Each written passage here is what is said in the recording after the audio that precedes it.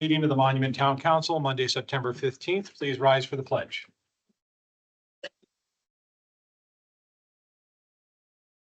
Pledge allegiance to the flag of the United States of America and to the republic for which it stands, one nation, under God, indivisible, with liberty and justice for all.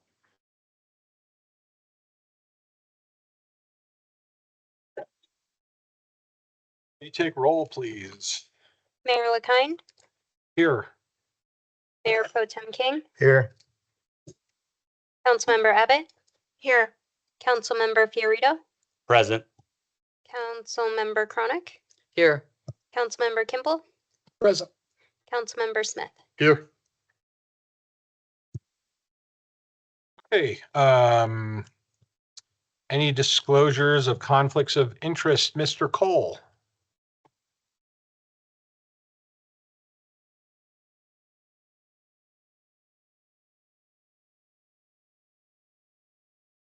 Any members of the council have any disclosures of conflicts of interest? No. Okay. And then before us, we have an agenda and a consent agenda. Any modifications to the agenda? Look for a motion to approve the agenda then. Make a motion to approve the agenda as presented. Second. Ms. Erickson.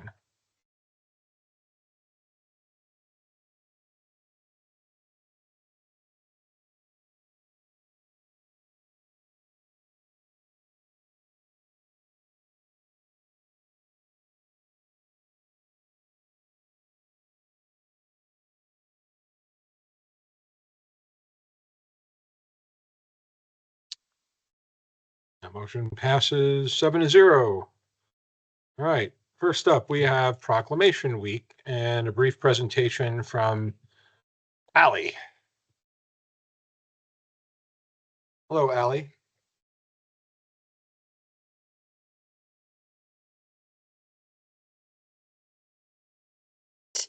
Well, gosh, sorry to keep you in suspense. Really excited to be up here tonight for the 12th annual Creek Week cleanup. You guys are all familiar with this program and all the benefits, but it's always great to just be reminded about why we're here as a watershed district and really valuing all the collaboration that's gone on over the past 16 years of our existence, really. So next slide, or whenever you're ready.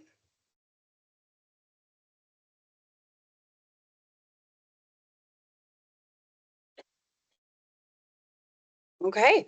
Well, our mission here is really to protect and enhance the health of our home watershed. We work collaboratively to protect, restore, and sustain its health. We do that through innovative watershed management, inclusive engagement, and partnership-driven solutions.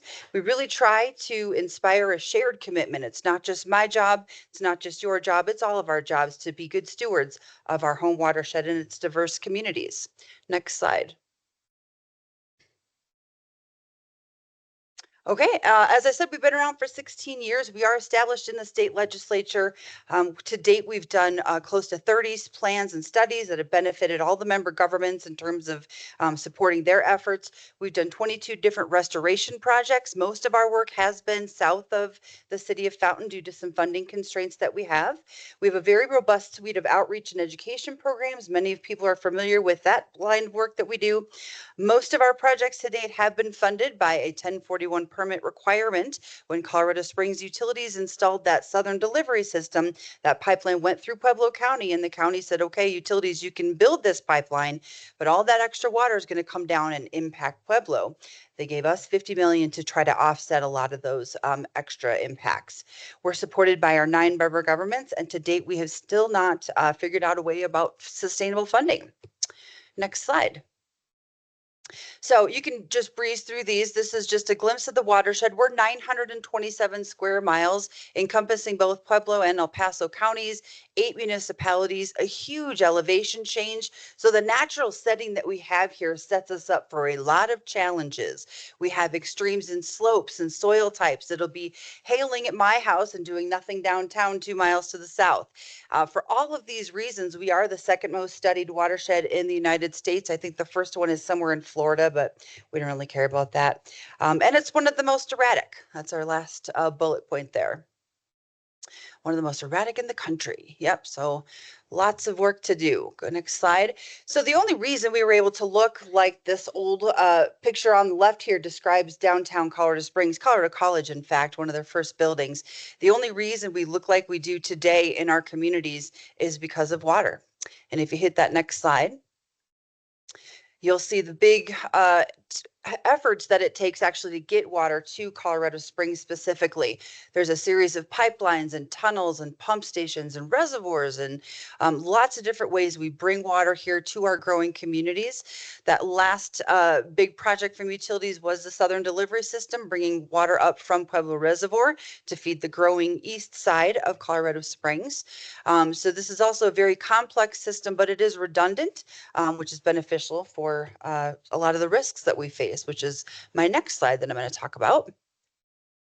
I call this the slide that keeps kind of Allie up at night. These are all the things that we're challenged with. A lot of these we're already experiencing, have experienced the wildfires, the drought conditions, stormwater pollution, water quantity issues, where we're being asked to use less water and be more wise about how we do use that water. This map I like to pull up every so often is the Colorado Drought Monitor. That's revised every 2 weeks, and it's amazing the dramatic changes that happen in just a 2-week time period here in the state of Colorado. So you can see the West Slope is suffering significantly from drought. And this is, was back about a month ago, but even still, we've gotten some rain, but this is still something that's always on the forefront of our mind. Next slide.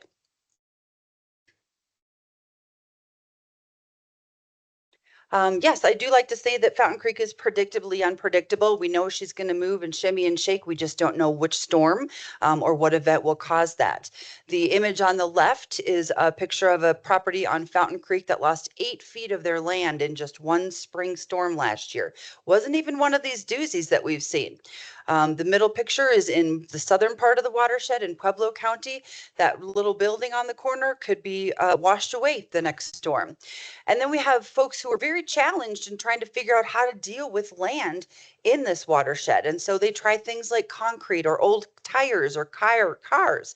And so we have a lot of education to do with citizens up and down the watershed about how can we manage this variable waterway that we live in. Next slide.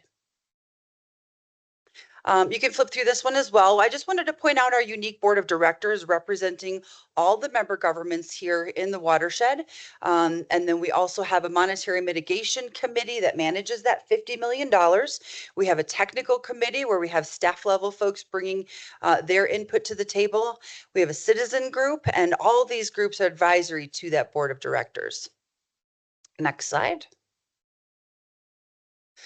So here's our outreach and education. Maybe some of you have heard of these things. We do our cleanups twice a year, hopefully inspiring folks to take action other times of the year. But we get these 2 great experiences, spring and fall. We have our Brew Shed Alliance, where we work with local breweries because beer is made of water. They need to partner with us too to take care of their great products. We work with children in the Children's Water Festivals. We work with dog owners on our Scoop to Poop days. We've done a number of rain barrel sales. That's another excellent tool that you can use as a watershed warrior to save water, to help conserve, save a few bucks, and the water does a lot better for your plants than our chemically treated water that comes out of the pipes. So a lot of different ways we try to meet people where they are and engage them in some avenue of watershed health. Next slide. And that brings us to Creek Week. We've got over 50 different locations and efforts that we have on the books right now. I believe the Town of Monuments is the 27th at 8 a.m. at the 3rd Street Trailhead there for Santa Fe. You guys have been awesome partners taking care of that stretch and other places in between. So pick a date, pick a location, and pick it up. It's pretty easy. Creek Week is 9 days long, so we'd like to say 9 days, no excuses. Next slide.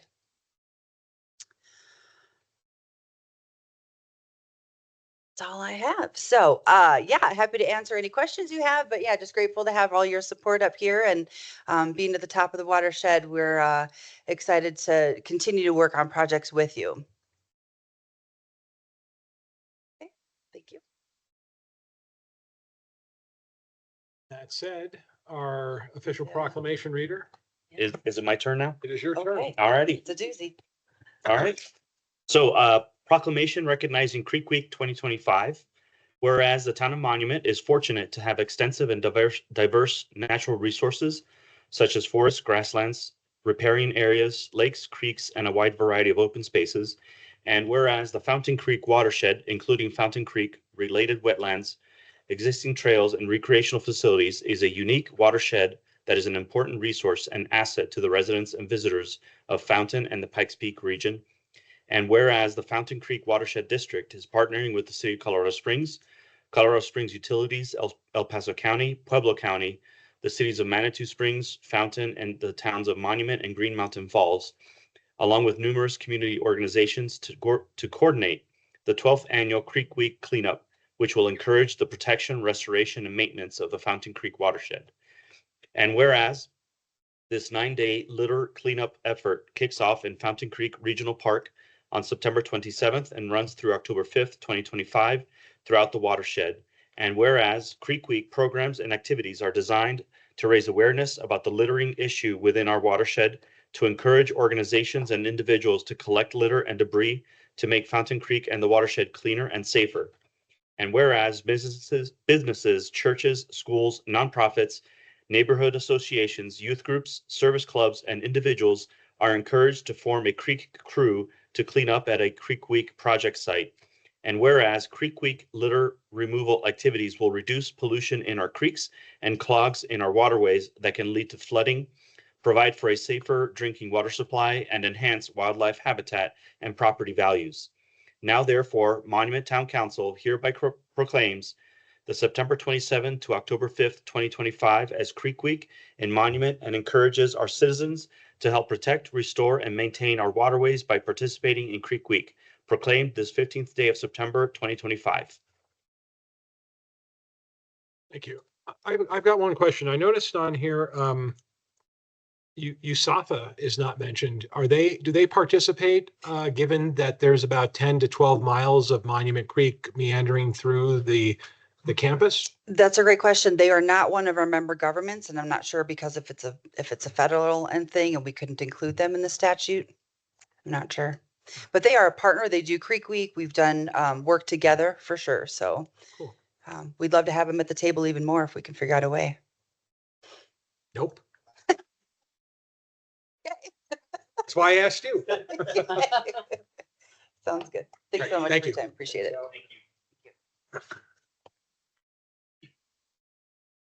All right, we have a presentation tonight from the Regional Emergency Management Services. If you've not experienced this before, hold on.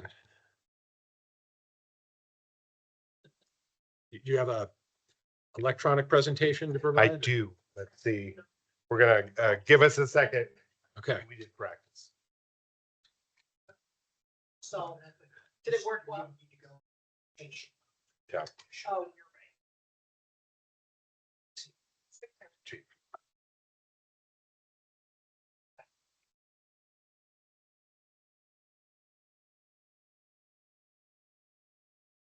Does that work? Okay. All right.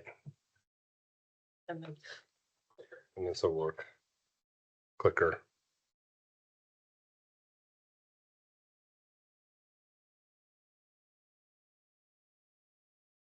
I'll start and say, Mayor Pro Tem, Council, thank you for having me today. And not, I am the Director of Emergency Management for the Pikes Peak Regional Office of Emergency Management. Excited to be here today, give a presentation about what we do and an opportunity for Monument. So what is PPR OEM, Pikes Peak OEM? We were created in 2019, an IGA between the city of Colorado Springs and unincorporated El Paso County to provide comprehensive emergency management services for unincorporated El Paso County and the city. Me, as a director, have a lot of bosses. Currently, my bosses are the Deputy County Administrator for El Paso County and then the Deputy Chief of Staff for the City of Colorado Springs. Our IGA directly points to the city and the county as joint agencies for the services we provide. A little bit more about OEM. What is emergency management? Our police and our firefighters, they do emergencies every day. We do disaster management. When there are disasters that go beyond our local capability and we need to make connections vertically, horizontally, state, federally, that's where emergency management comes in and helps support. We also do support through training, exercise, preparedness, mitigation, response, and recovery. We are an accredited program.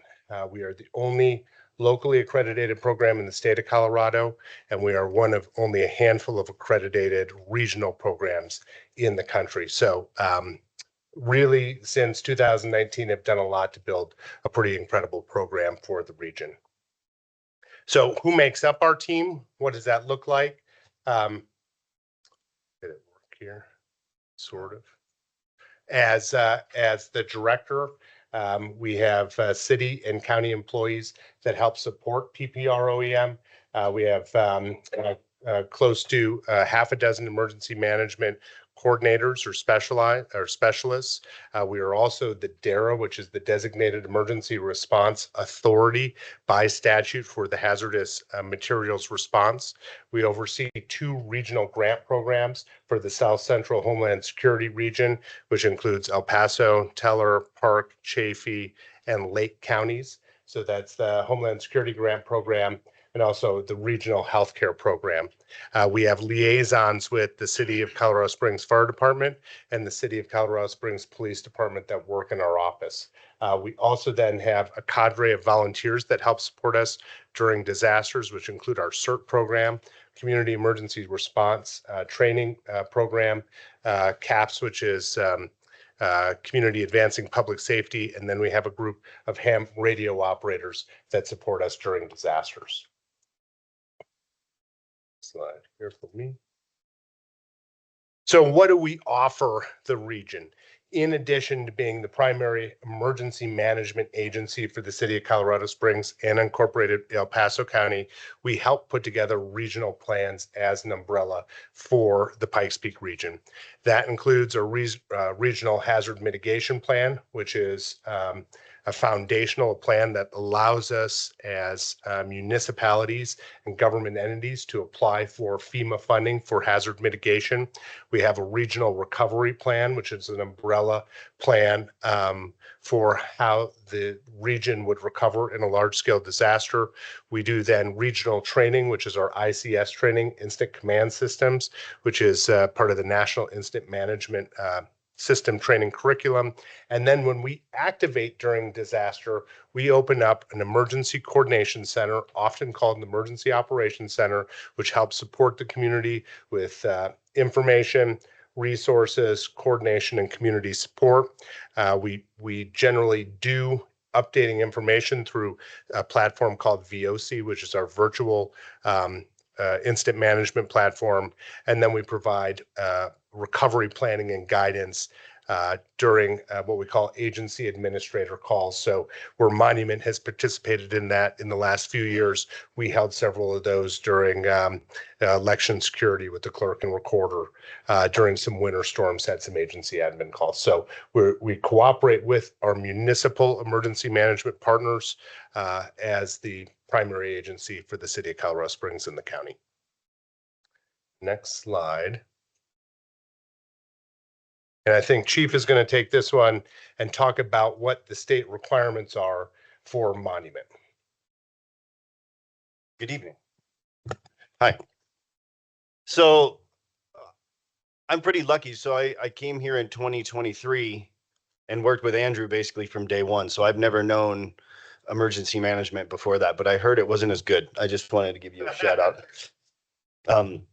So they do a lot for us now. And I would say Andrew goes above and beyond what they even need to do for us. But there are some things that we're obligated to do.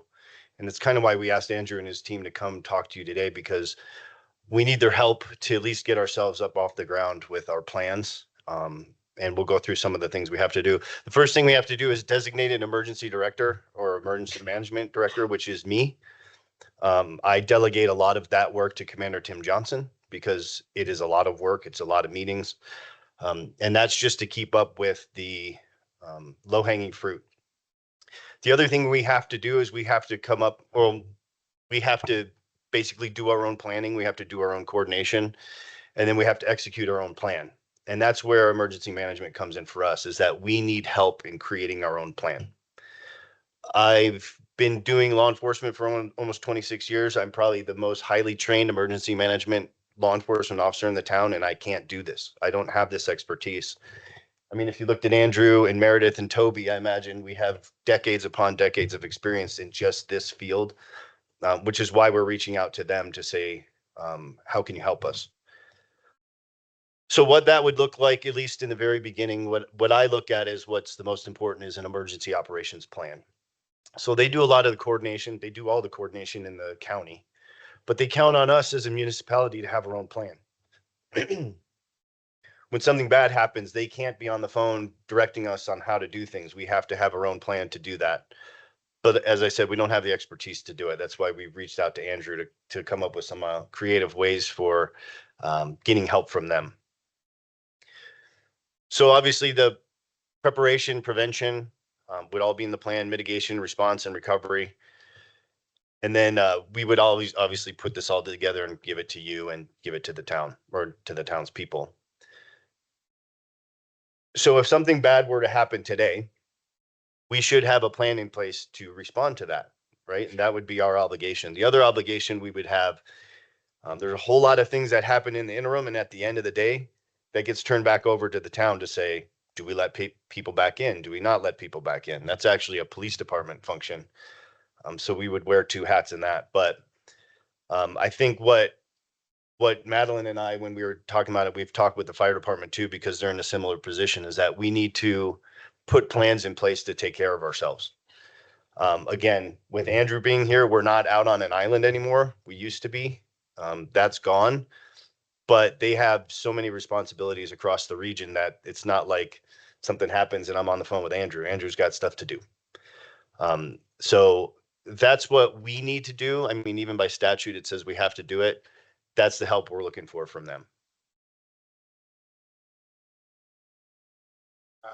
Yeah, thank you, Chief. And you know, two comments too is that these disasters, they start and end locally. And to have capabilities and a process where we're prepared as a community is so important. You know, the other thing, and what Chief talked about this, and we'll talk about, is what an intergovernmental agreement with PPR OEM would look like for providing services. So really, looking at this would offer direct access to monument-specific plans, trainings, what we call our improvement plan process. So anytime we go through a planning process or a real life activation, we'll do an after action review, and then we'll put together, hey, what were the capability gaps and how do we address those and follow up on it? We'll do a lot of disaster cost facilitation. Mention this real key, you know, for years. And when Chief was coming up in this industry, you know, emergency management was often a commander with the police department, or it was a captain with the fire department that served in this role. But how we gain access to money and funding and recovery, we've had these disasters on top of incidents. There is need for specialized people that do this work, and emergency management as an industry has come out of that. So we would help with disaster cost recovery facilitation and putting together a plan. So really, it's about having direct access to subject matter expertise, as well as some specific plans we're going to talk about. One of the things in emergency management, we've got lots of acronyms. One is called POETI, which is planning, organization, exercises, training, and equipment. So I'm just going to go through real quick what those POETI elements that you would receive in an IGA with us. The top thing would be building the emergency operation plan for the town of Monument, the EOP. That is the foundation of our planning during disasters. That's how we operate. That's how we behave. That's how we incorporate into a disaster responses in that EOP. The second piece is facilitation of COOP planning. COOP is continuity of operations plans. It means what are the specific departments that are mission essential departments within the town, and what would happen if they were displaced, their facilities were displaced, they had staffing displacement, or if they had damage to critical infrastructure. How would you maintain continuity of government? You would have a good COOP plan. If we all have COOP plans, that's how we maintain continuity of government. And the third piece is that incorporating monument-specific input into a regional integrated preparedness plan. So going through a process of what's the 1 year, 2 year, 3 year, 5 year look like for planning, for training and exercise. So we get the muscle memory going of when we have a disaster. So that is planning. The organizational piece, talked about this a little bit. What do you have access to? Most of my staff are certified emergency managers with the state of Colorado or the International Association of Emergency Management. We have professional continuity planners. We have over a handful of master exercise practitioners, which is a rigorous FEMA program to become a master of building exercises, putting it on. We can teach ICS 2, 300, 7, 800. That's the suite that everybody should have. We can put that delivery on locally. HCEP certified, lots of credentials within our organization. We've put together an incredible staff here.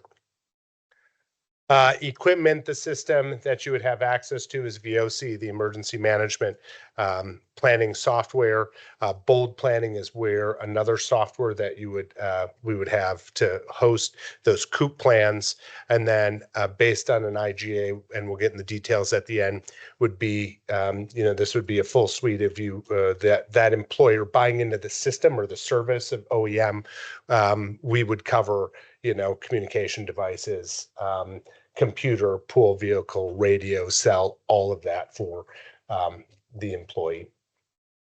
Training, we would do a policy group like Mayor, you went through with our 1002 emergency management for elected officials and executive officers.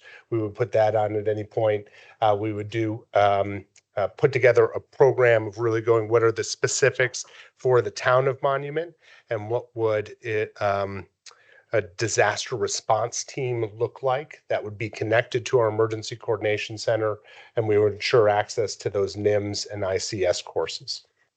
An exercise, one tabletop exercise a year that would be Monument specific, in addition to access to all the regional exercises that we do. And then that would have a comprehensive after action report and improvement plan as well. When the EOP, the emergency management or operations plan, is activated for a disaster, it would provide OEM. And again, the system and the team would provide hands-on support as requested by Monument. This would include mobilizing somebody to Monument's emergency coordination team, or EOC. As you set that up, we would help disseminate disaster-specific information for the town of Monument, coordination again with vertically with state and federal partners for disaster aid, and then horizontally to our voluntary organizations active in disaster, any regional coordination, and then would also do post-disaster after action reports and an improvement plan. What would the ask of Monument be? It would be, hey, show up, participate, engage. Planning is only as good as how engaged people are in the planning process. We've got, between chief here and our public works director, I mean, we're familiar faces in here but to get together in the room, let's put together a good plan of what Monument's response would look like. We would have to identify what those key departments are for the continuity of operations plan, and then who would be part of our integrated preparedness planning efforts. The organization, at a minimum, what would we need to do? We'd want to adopt the EOP as a monument-specific EOP as a home rule agency. And Chief talked about this, the Colorado Revised Statute, 23.5 to 33.707. This is like the emergency management doctrine as a home rule required to have an EOP. There is an EOP, but let's make it a really good EOP. Establishing where a point of contacts would be, and then really identifying what that coordination team would be for the town of Monument. Equipment and systems, if we were to have a disaster, making sure that we were getting information to the town so they could disseminate it through different channels. Training and exercise, again, identifying, helping us with scheduling to come in, helping us to understand what your specific needs are of the town as we identify what hazard specific tabletop we want to do for the town of Monument. And then here is, the breakdown of what this would look like. So as we talked about, this would be what we'd be looking at doing is the town of Fountain is interested in this sort of arrangement as well. So what we looked at is going, can we find a way to split up a cost of one FTE to buy into a system? We've done a lot of work of talking to Arapahoe County, Jefferson County, our partners throughout the state that have had successful models with municipalities to come up with a similar type arrangement. And this is what, half of the cost for an FTE plus, all the training, travel to really have them incorporated within, be an employee of PPR OEM, but you would get the whole system of PPR OEM to support the town of Monument. So with that, a lot of information. I'm sure you have some questions or thoughts, or maybe not, but wanted to share that. I don't know, Madeline, anything to add, or Chief, if I missed anything?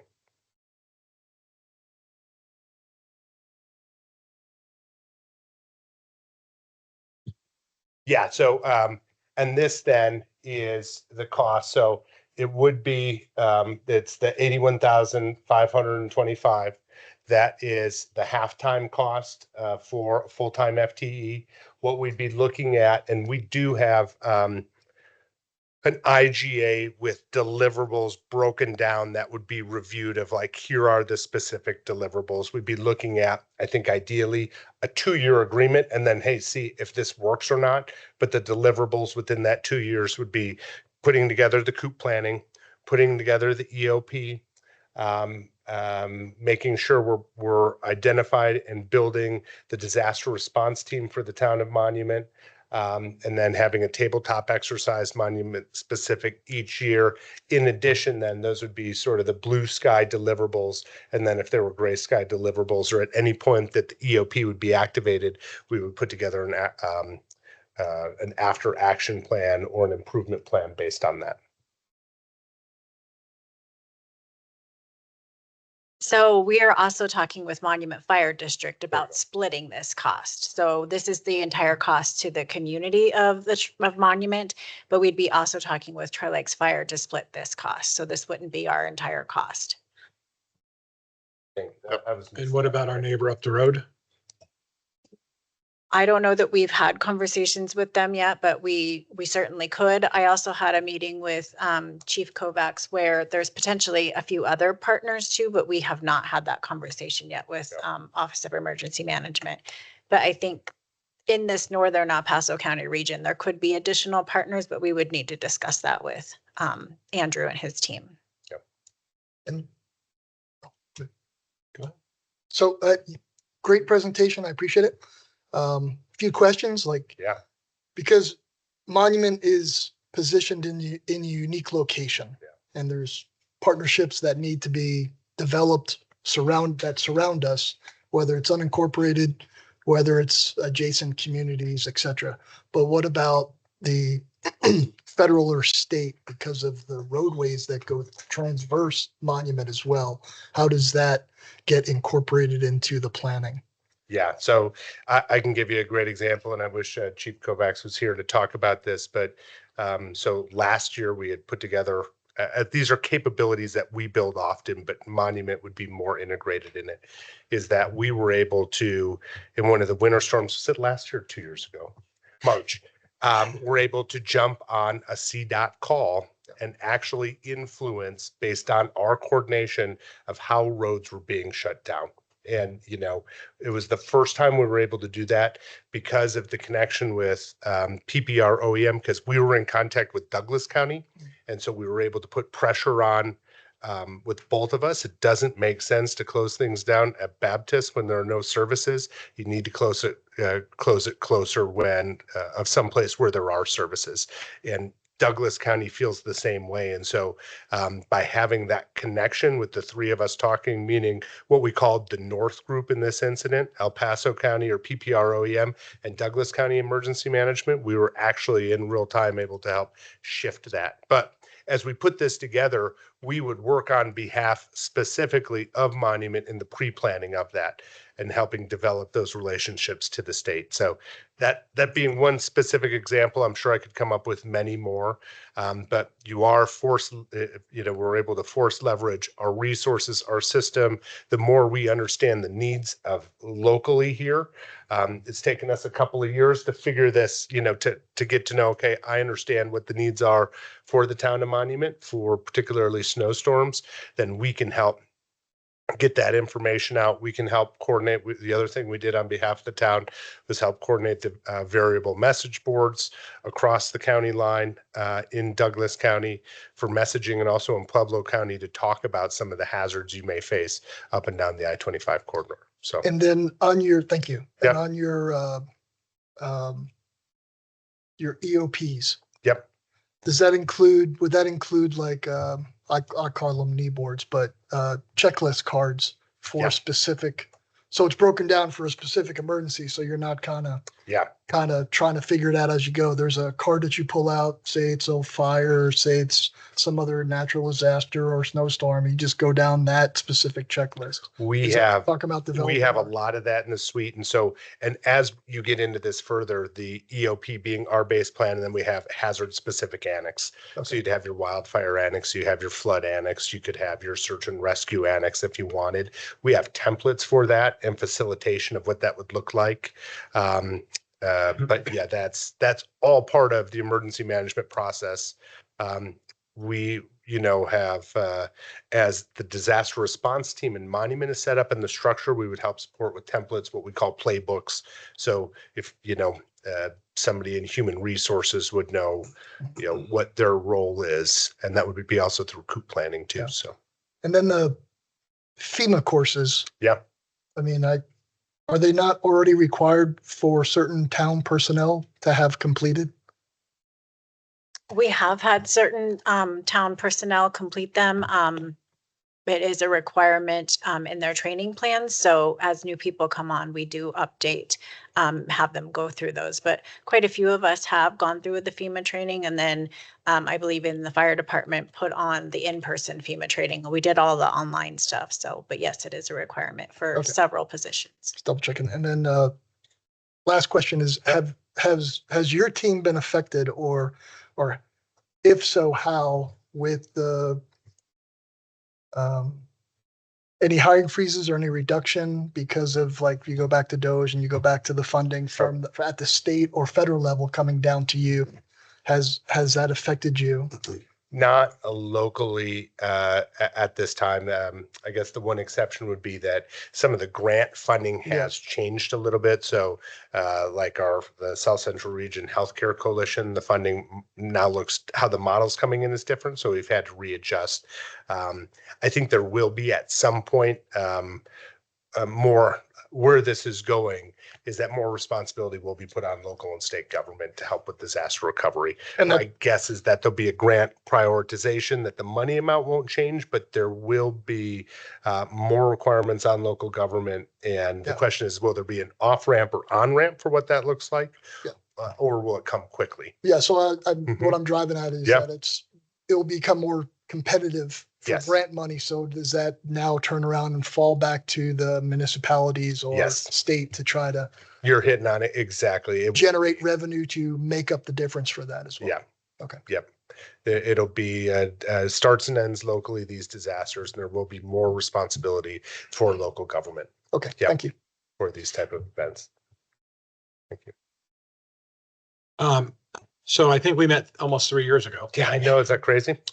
Down in Fountain, when you guys had a pretty big presentation. And, Okay. representatives from several municipalities showed up. And then we had a tabletop exercise 2 years ago. Okay. Here upstairs.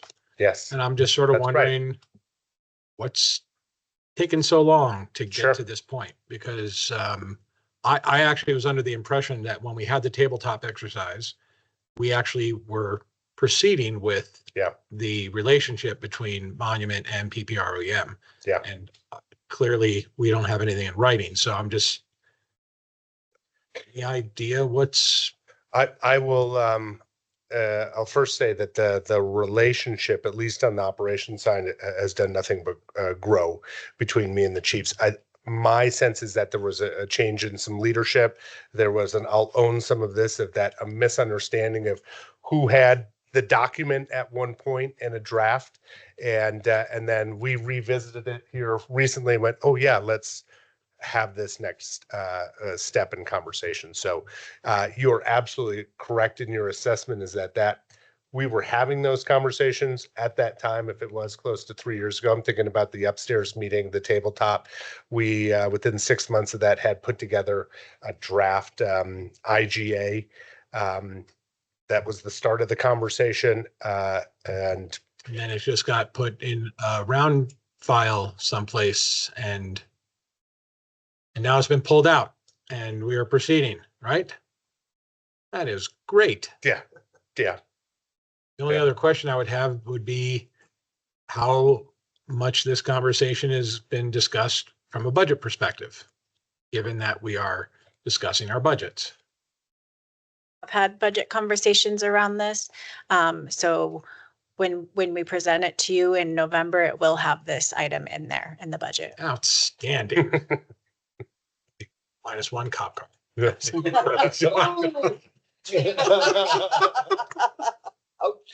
Well, he had some zingers on me earlier today, so I had to just give him a new one. Well, great. Any other questions from council? Yeah, I have a question for the Yep. chief. Does it include a cop car? It doesn't include a cop car. So if nobody else partners with us, we're this island here. And we won't be an island if there's an emergency, because I'm sure you'll respond to some degree. So how does that work? There's something going on in Woodmore or Forest Lakes, and we don't have an IGA with El Paso County, or so how does that end up working? I mean, does it just fall all on us? Well, we do have an IGA with El Paso County. So if it's law enforcement related, we're going to be backing them up and helping them out. I think we're But talking about. Yeah, emergency management stuff. Yeah. So you want my honest answer how it would happen today? Yes. It'd be phone calls between the top leadership and just figuring it out. Okay. But if we implement this plan and they don't want to go in on us with us, then what happens? Because we're the ones that own this disaster type program. Are we Well, it'll be for the town. right? So I understand we're talking about neighborhoods adjacent to the town, but that wouldn't be under our purview. Okay. But again, it's not like a fire is going to hit the road and go, hey, that's a different jurisdiction, and go a different direction. Right. So, And I get that. That's why I'm trying to figure out how. so that's probably a partner up. better question for Andrew, because that'll be more of a countywide, statewide response and not just a local municipality doing that. Mhm. Would Yeah. that be Yeah, correct? and I think that and maybe the specific is there is that, yeah, really this is with the town of Monument. And then this position there, what we're talking about specifically is a position that would be split between the town of Fountain and the town of Monument, that piece would probably be split between the town of Monument and the Monument Fire Protection District Okay. for emergency management services for the town here. But it would be buying in, it'd be a contract into the systems. Unfortunately, as it is written in the IGA, chief would still be your emergency manager.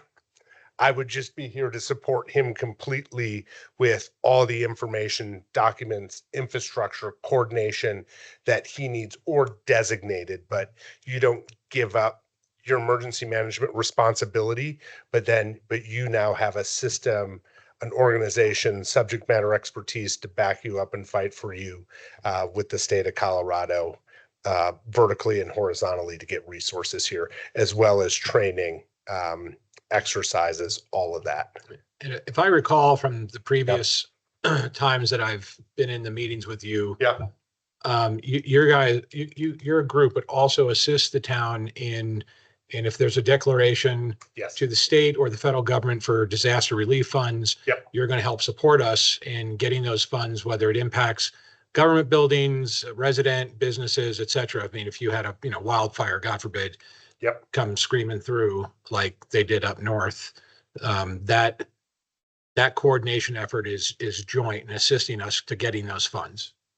Absolutely. And would just add too, that part of the ask then the town is though, hey, you need to participate in these planning, because really, even within the city of Colorado Springs and El Paso County, after we close down our center, it goes to those departments to help lead it. The recovery effort will be there as subject matter experts, help supporting you, but it goes back mostly into the public works and departments. So we need to build that infrastructure, but then we will make those connections during a disaster. We will help review the documents and we'll fight on your behalf. Yep. So To go back to your point, I think one of the best things about working with fire is they will be doing the same thing with the office, and they will be focusing on a lot of those neighborhoods surrounding us that we wouldn't necessarily have in our plan, but they would have in theirs. okay. So, and one more question, would this be like a 2F thing, or would this be out of? It doesn't fit into 2F. It doesn't fit into 2F, even with all the equipment and things like that? No, Okay. no. It's, well, to be honest with you, we're not going to be purchasing a lot of equipment for this. Sure. Yeah. All right. Yep. Extra chairs to That's get what into I've the got. chief's basement where we set up shop down there. Yeah. Yeah, I mean, it's whoever's got the closest opening, but this is our center. And we'll talk long-term planning at another time. Yeah, and like this is the first presentation, right? I'm not asking for anything right now because there's a lot to do on the back end. But fire's has moved in down the street. They're gonna have their own EOC there. Quite honestly, when we open our EOC, they come with a ton of equipment.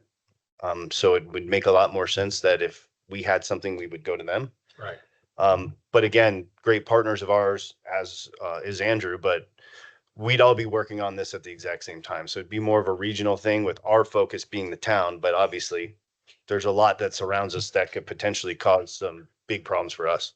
Right. Well, I'm glad that we've proceeded because it's been in the back of my mind since the tabletop and I've just been sort of wondering, I haven't heard anything more. And I just naturally thought it was in place. But There is a plan in place. The yeah, plan but needs a lot of work. I'm not surprised that after that tabletop, we didn't hear about it. And I know why. So, and in fact, we all know why. Yes. So thank you very much for that, Andrew, and your team, and look forward to us seeing you again. Yes. Especially if there's training for the next time there's elected officials training. I'd like to, because the previous board was not interested. That's why I was the only one in Fountain. But I am assuming that everybody here would be interested in the training. So if you decide to host another one in Fountain, or if you'd like to host one up here and invite people up here, I think that would be great. Up to and look forward to the next conversation, the next step. So great. Just- Okay. Thank you. Thank you. Thanks, Thank you. Chief. Mr. Mayor, just as a reminder, we are doing the elected officials emergency operations training this Friday in partnership with the fire board. I thought there was people that couldn't attend and we were looking to shift that. No, we had already shifted it from August, so this was the makeup date. There's only one that I am aware of that is not attending. Okay, so it's on Friday. Mhm. I don't have anything on my calendar blocking that. Perfect. No, I won't let anything take it over, but no, I mean, it's blocked out. I mean, nothing is conflicting.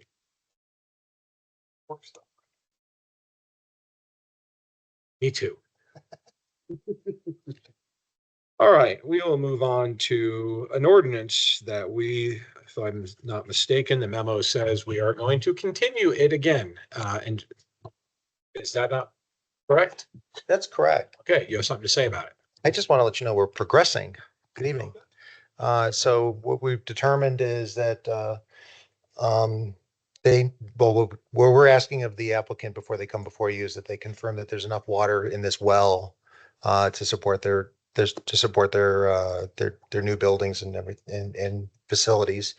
Our town engineer will get to review the engineer of record information that they provide to us. Assuming everything is good, it'll come back to you for final approval and we'll let these folks expand their business. But hate to keep them on delay just for a detail like this, but it's pretty important. When they go to get a permit from the building department and it turns out they don't have enough water to flush a toilet, that's going to be a problem. So we want to make sure we confirm that before we come to you for a approval of a final PUD. So thanks for your patience.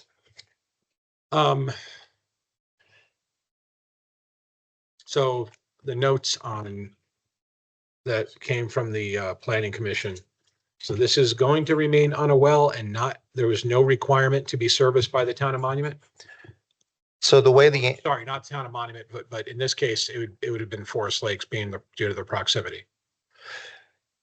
the way the annexation agreement is written on this, it's unclear and open, but this is considered phase one of their improvements to the site, and under phase one of those improvements, they are allowed to continue using their well. We were questioning whether or not by moving the building and having a slight expansion, would this become future phases, which would require them to connect to municipal water? At this point, there's nothing to show that this is there's any definition of what would allow us to call this a future phase. It's not written that way in the annexation agreement. So what our first step is to determine whether the existing well system that's out there has the capacity to serve. We don't have water in that location. So it would be very costly for the town, and that's what Plan Commission raised. It would be very costly for the town to be required to bring water to this property. And at this point, the adjacent Metro District has expressed that the water's already been given out. So they're at this point telling the property owner that water's not available to them, municipal water's not available to them. So we're giving the property owner an opportunity to show us that they have enough water in their well. So Forest Lakes is tapped out? All water is accounted for. So they've promised it to someone else at this point. And that was the letter that the property owner received from Forest Lakes. Okay. All right, then what's the date on that again that you want? So we're asking for it to be continued to October 6th. All right, then I will look for a motion to continue this to October 6th. I'll make a motion to continue town council public hearing for the consideration of an ordinance approving a major amendment to the planned unit development for native sun construction at 15010 Wood Carver Road from September 15th, today, 2025, to October 6th, 2025. Second. You have a motion and a second.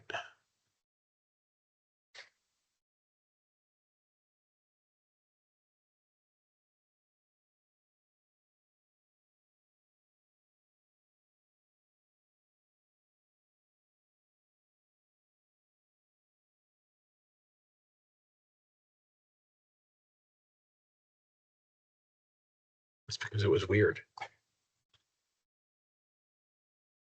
Hang on, she's working on it.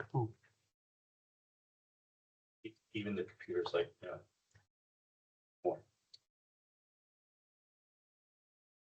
Maxed out.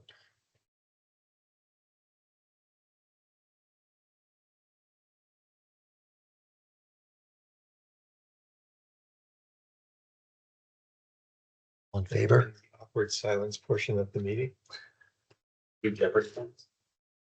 Didn't hear right now. Do you want us to hold for technical check? Oh, nope. There it is. Hang on a sec. Oh, a motion to continue. There it is. Okay.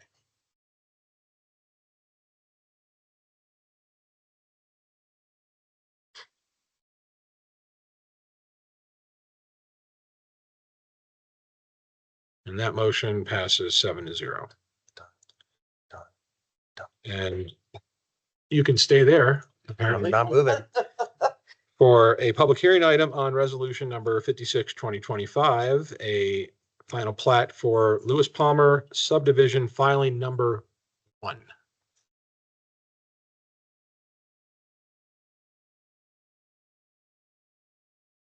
Another awkward pause.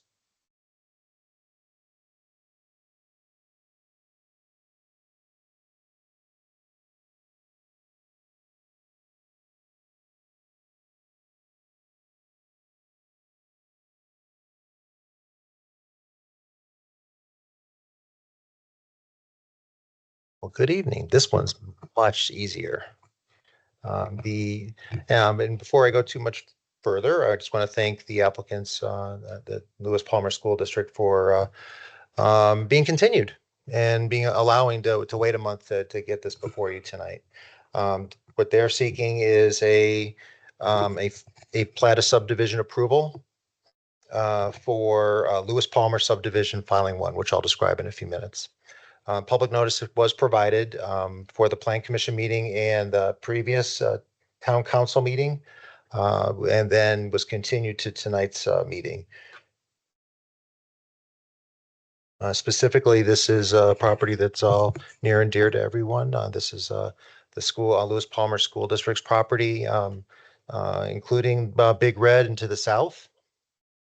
Properties in the area north of that is the Northfield Community Church, and with single-family attached properties, or St. Peter Catholic Church, chapel and school, also zoned for single-family attached. Bethesda Gardens of Monument, and to the south we have single-family attached. Tonight's request is for a final plat approval for Lewis Palmer subdivision filing number 1. Very proud to say that the property is, while it's currently zoned single-family residential, your 2017 comprehensive plan identified that this is more appropriately identified as a public or institutional use, which we will reaffirm during our update to the comprehensive plan. And then one of our action items will be to rezone this entire property to that appropriate use, so that it's not in question that it's going to be a single-family subdivision.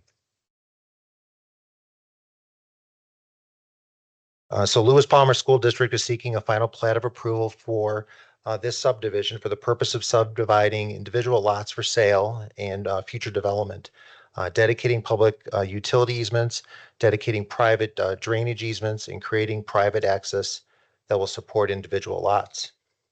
The applicant is not seeking site plan approval at this time.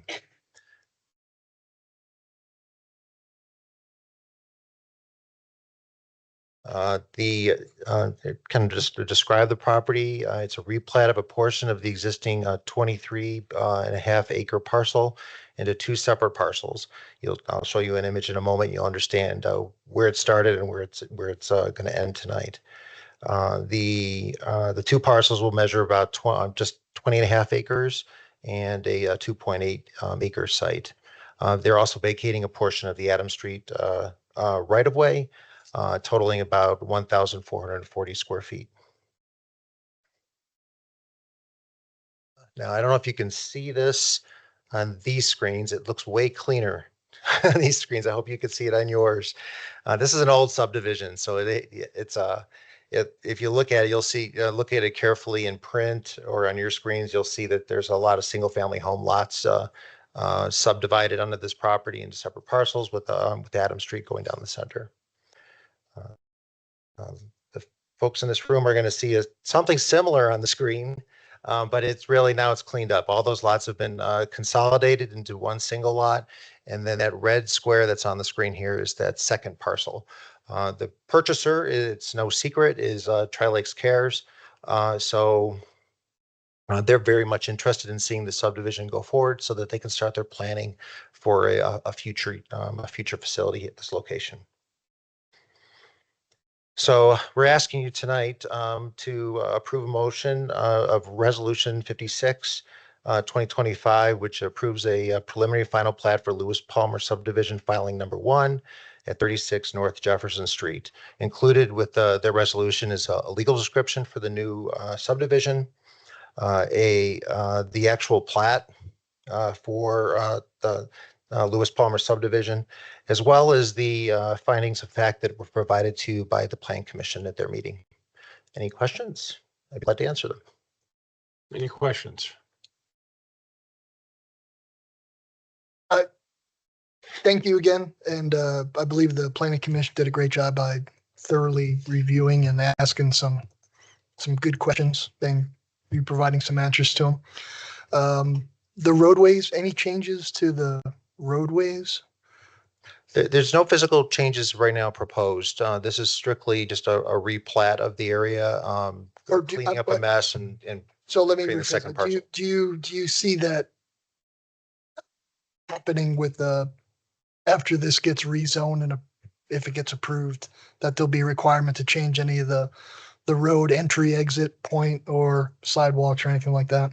So I think there's several steps to this. One will be through our comprehensive planning process. We'll be talking about the overall design and feel of that area. We'll be working with the school district as well as Tri-Lakes Cares to meet their goals and objectives for these properties. Then we'll follow up with the comprehensive plan with an action plan, so to speak, to rezone the property. There'll be site plan approval that will identify any kind of road improvements, utility improvements. They're already working with the utility, each of our utility partners to make sure that they address those issues. So that'll really come to light once the school district and Tri-Lakes Cares is ready to make the financial commitment, or it's actually the wrong word, a financial step moving forward with the facility. So. Okay, thank you. Yeah, I was basically going to ask the same thing, just because of Connexus and the increased load, if there's any like driveway spacing issues that you see coming up between that and Bethesda and anything else. And we've already had some of those conversations with the comprehensive plan work that we're doing now with Monument 2040. We're looking at the roads, we're looking at the intersections, 2nd Street, 3rd Street through. This was a property that we'll be walking through with our consultant team and our engineer coming up in mid-October. It's not necessarily called an opportunity site like some of the other properties that we're looking at, because I think it's a little bit further down the road. But we do want to start having that conversation with the school district and Tri-Lakes Care, so that we're working with their objectives, but at the same time not having any we want to have a positive impact on the downtown and the area. So you'll all be part of that, I promise. Thank you. Okay, then I will entertain a motion on this. Oh, nope, I will, since it's a public hearing item, I will open it up for the public to speak for or against this final plat for Lewis Palmer subdivision filing 1. Is there anybody here who would like to speak for or against this resolution? Okay, online, anybody will? No hands raised, Mayor. All right, then I will close the public hearing and bring it back to the council for further discussion or a motion. I'll make a motion to approve resolution number 56, 2025. A resolution approving a final plat for Lewis Palmer subdivision, filing number 1. Second. We have a motion and a second.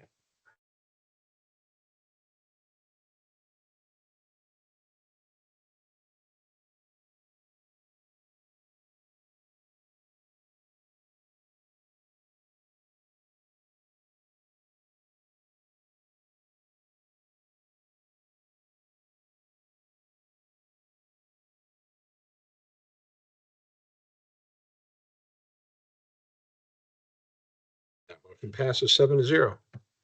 You are on your way. Thank you very much. Resolution 57, 2025, a resolution for the town council to approve some SUVs for the MPD. Chief Reed. Any questions? Cut to the chase. Will do. I actually do have a question. Sure. I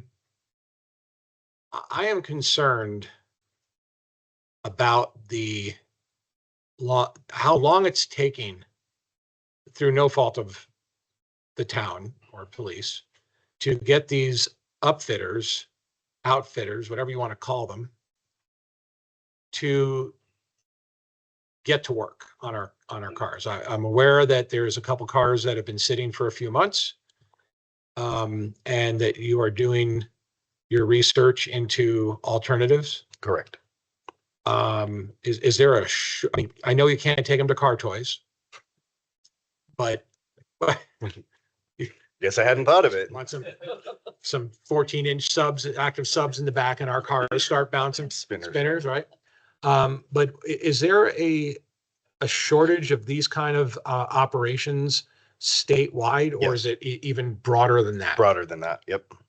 So we've been using one upfitter for a long time, right? And this last time we bought cars early in the year, took a while to receive the cars, and then it took a lot longer than we were quoted for an upfit. There's no state contract for upfitting. It's basically we kind of go out and see who's out there, who can fit what we need to do. And we did find another company up in Fort Collins that can do the work in a fraction of the time.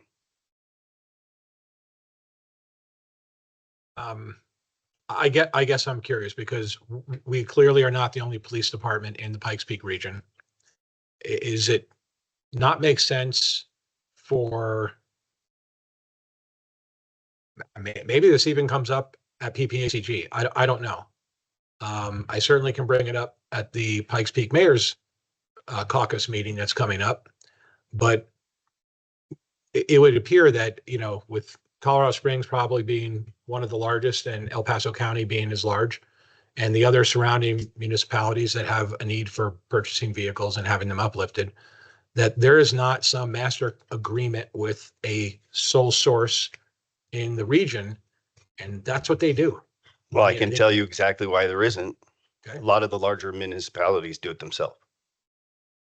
So we even went to Fountain, which is not a large municipality. They do it all in-house. They have technicians that do their upfitting. So it's basically the smaller municipalities like us that are just kind of reaching out to see what we can get. Then is it possible to have an agreement with another municipality for them to do ours? We've been in discussion with Fountain about that. It's going to take quite a long time to get that run to ground, and it would take longer than we're willing to wait in this instance, at least. But I think for the future, it's something we can look into. Okay.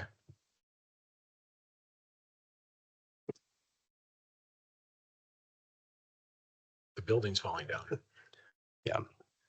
Okay, then I don't have, I mean, I think it's just a bummer. Agreed. Because the first 250 miles are you guys having to bring that up to, but I mean, Fort Collins to get the car outfitted unless you flat tow it. Right. And then back. Right. I guess the trade-off is it sits in a lot for 6 months and we lose 6 months of the warranty. Well, that and potential damage and.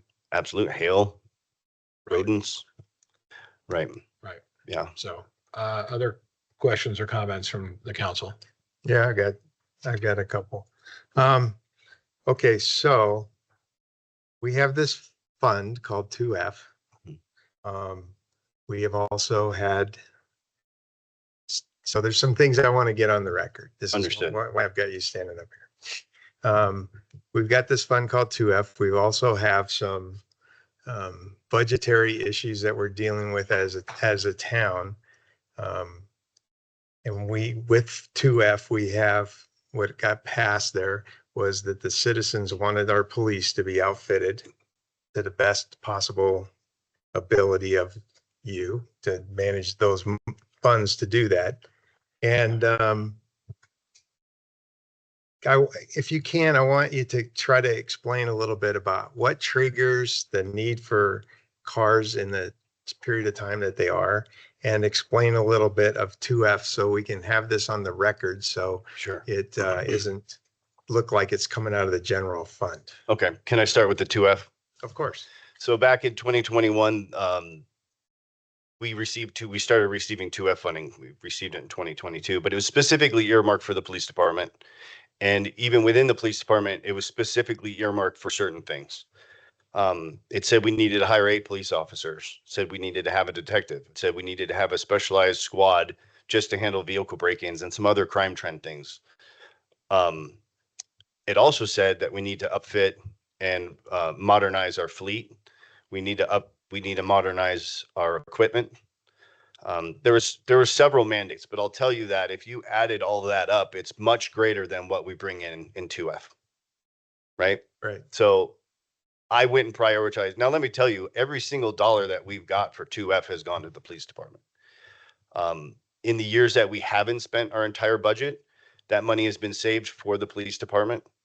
And luckily, we have Jennifer and Lori here now that could help someone like me understand what a restricted reserve fund is. And what that basically was is over the years of 2F coming in and our expenditures being lower than the revenue, they've put that money into an account for us to use towards 2F things to the tune of about $600,000 by right now. Year after year, I've been putting vehicles into my 2F budget to get new vehicles. But I mean, look at all the things that I have to do with that money. And it gets spread really thin. So what we've decided is we use that $600,000 pot of money as like our capital improvement plan or our restricted reserve fund to buy one-time items like cars, equipment. So that's where I'm asking to spend this money from. Now, I'll tell you that 2F money is very restricted. It's not like I could use that to balance the general fund budget. It has to stay in the police department. It has to be spent on certain things. Normally, in a time like this, I wouldn't be coming and asking for that money. But if I ask for it now or if I ask for it next year, it's the same dollar bill, right?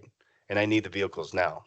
The reason I need the vehicles now, and we talk about why are we moving cars out the way we do, it's typical 4 to 5 year cycle for police vehicles. It's kind of like an airplane where there's not one person that flies it or drives it. It drives 24 hours a day. We run them hard. My expectations that our cops are out and about, they're putting a lot of miles on them. So a vehicle, we're talking specifically now about 2019 vehicles, which was not a great model year. Obviously, we're realizing that now, but they're pushing the 90,000 to 100,000 miles, which is about when you'd want to be getting rid of the cars. The reason we're here today and not in a couple months from now is one of our 2019s just completely died. The engine is done. There's no way to fix it. It's out of commission today. Luckily, we have a vehicle technician in the town that was smart enough to say, well, I can take some of the parts out of this and keep one of your other 2019s running. But that's all it's doing is running. So now I have 2 vehicles in the span of a week or 2 that I literally need to replace right now. It's the only reason I'm coming here now. And as I said, with the money identified in 2F just for maintaining the fleet, which is why I'm asking for this money. Okay. Thank you for that explanation because, obviously we need to be transparent and that's very transparent. Right. But I also want you to know that I'm pretty cognizant of what's happening and what's going on. And I know what it looks like to be standing here asking for this amount of money, but I want people to understand is that money has to be spent on specific things. If it was up to me, I would open that up to the town to say, it's not much different than a water fund, right? It has to go to certain things, Right. even if we're hurting at one place. And I'll say too, I have money left over in my general fund budget every year. I don't go and earmark that for the police department. That helps the town in creating our reserve or at least balancing the budget every year. 2F is different. I don't have any luxury. I don't have any flexibility to do things like that with it. So since it's there and it's available, I need to start changing out some cars. Okay. Thank you very much. Yep. Quick question, Chief. Sure. What happens to the retiring vehicles, right? And I mean, if I assume they get auctioned, They do. what happens to that? I'm sure it's a small amount of money, but where does that go? It comes back to, it's 2F money that was spent, so it comes back to us. But I'll tell you the conditions of our vehicles at auction, we're not getting a ton of money. Luckily, we do have a state contract for vehicles. I know people have asked why we're getting Tahoes. Well, it's kind of the standard bearer of police vehicles right now. There's a couple other companies that are making police rated vehicles. And I say that because they do have different suspension and braking and engines. This has just been the best bang for our buck with that. I think it's $53,000 through the state contract. Double that to equip it. That's what we're looking at. But yeah, so it'll go to auction and then we do recoup that money. It's negligible. Thanks. Yep, thank you. Okay. Any other questions or comments about vehicles? I would just like to make a comment. Thank you, Jennifer, for doing restricted reserves. I can't applaud you enough. Because I think particularly with the ballot measure, it was very specific. And we need to, as a community, understand that that's specific. It's not just general money, lots of money you just throw up in the air and whoever gets it first. And that this is one of the reasons it was set up that way. Thank you. Thank you. Thank you. And again, just to say that I wanted to be transparent too, to let people know all that money does come to the police department. There's never been a time where it's gone anywhere else. Proven in this restricted reserve is that money left over has been set aside for us to spend. Of course, we're spending it on 2F items that the citizenry agreed to. Okay. Thank you very much. Thank you. All right. Then before us is a resolution to vote on. I'll make a motion to approve resolution number 57-2025, a resolution for the town council to approve the purchase of 2 patrol sport utility vehicles for the Monument Police Department. Second. Motion in a couple of seconds.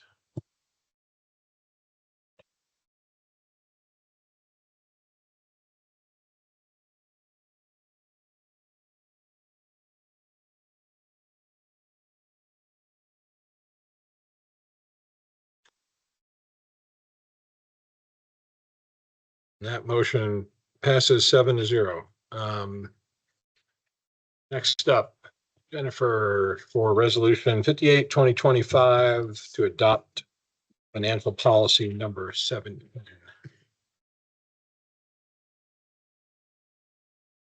Good evening, Mr. Mayor, members of the Town Council, Jennifer Phillips, Finance Director. So this is an update to your existing purchasing policy that you have. The purpose of this tonight is basically to put it into the format of the financial policies you've been adopting, and so that it's numbered and easy to find.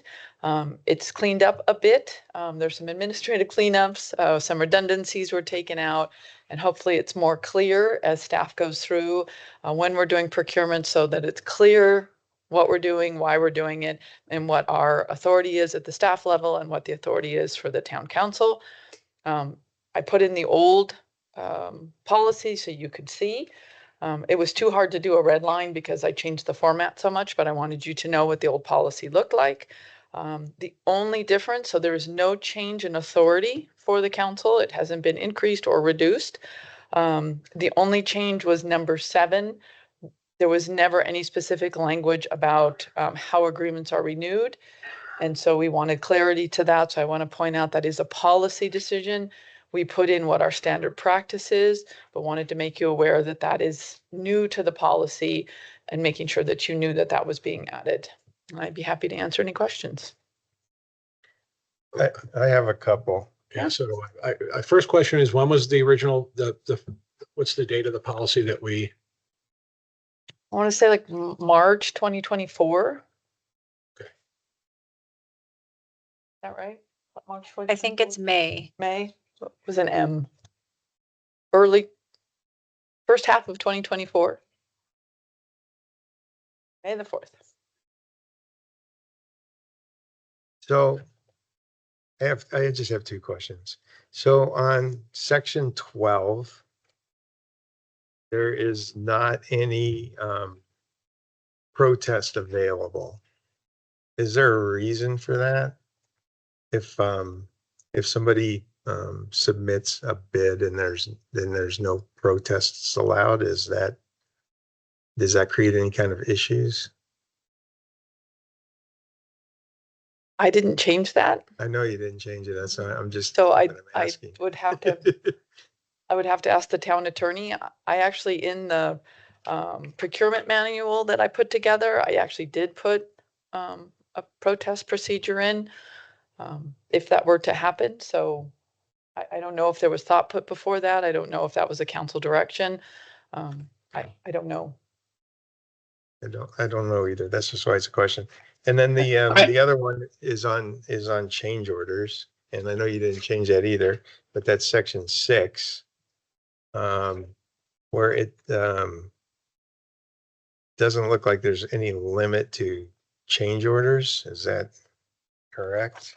There's a limit to what staff can approve. Okay. Anything above 5% would need to come to the council or the approving authority within the thresholds. So we tried to make that more clear. Okay, I just didn't see anything in there about. So if you go to the second page, the change order, which increases the cost to the next dollar limit threshold, which will require approval of the appropriate individual. And when you look at the chart that's on page 3, Oh, okay. that's where it would fall. That it refers to that chart. Gotcha. Okay, that's all I had.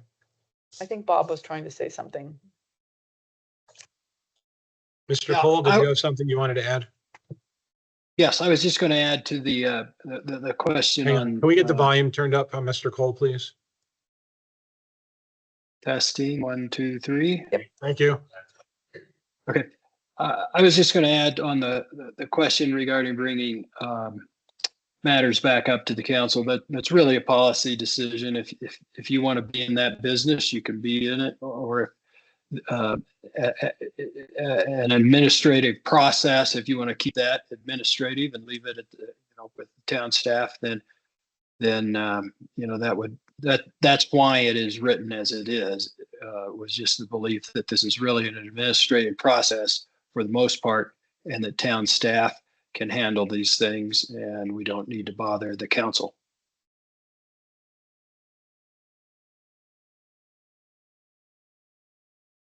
You good? Yeah, I didn't have any particular issues. I was just curious on that. That was all. Okay. Who else? I have 2 things. In section 3, and I know this was already in the previous one where it says local preference. I was glad to see that. I'm just wondering if maybe the verbiage can be a little stronger, perhaps. It's a question. And I think it goes to, shouldn't local always be the preference if possible? Yeah, And that's. have wording to reflect that. I know that we probably in some cases don't have local. Right. But when we do. This particular language is typical of what I've seen in other communities, local preference statement. So I think it's written well enough that we know that we should be looking at local. So I don't know if it could be worded any differently. That was just a comment on my part. And finally, section 8 under emergencies. It's the only place in this whole policy that says the town council and mayor will be notified. Since the mayor's a member of town council, I would prefer to see that stricken. Just and the mayor. Yeah, just strict and mayor. Okay. I have a few things.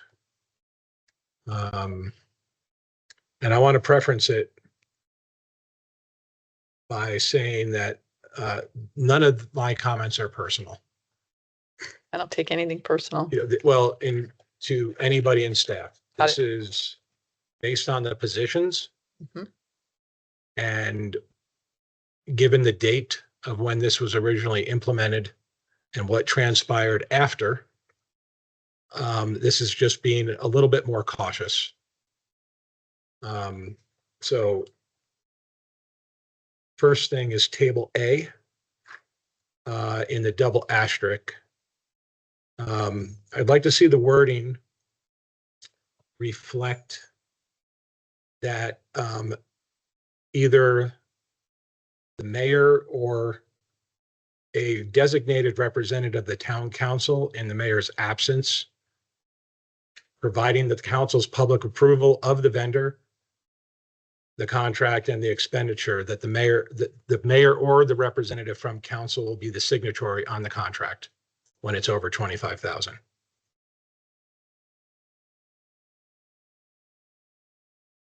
And of course, if the council determines, because no one's available, that the town manager should sign it, then that would be the case. But given the fact that we would be picking the vendor, and then it would come back with the contract for us to review and approve, somebody on the council should sign it when it's over 25,000. Unless at that time we say, town manager, you can sign it. But wouldn't it be approved if it was over 25,000 anyway? Right, but I still think someone from the council should be the signature on it first. I guess I'm not understanding. Anything over 25,000? Is that what you're? Yeah, but this says the contract's going to be signed by the town manager. Right. That's the last statement, that the town Right. manager is the person that's authorized to sign the contract on behalf of the town. I'm saying I would prefer it to be someone on the council when it's over 25,000. But that's approved already in advance is I guess what I'm getting. I understand.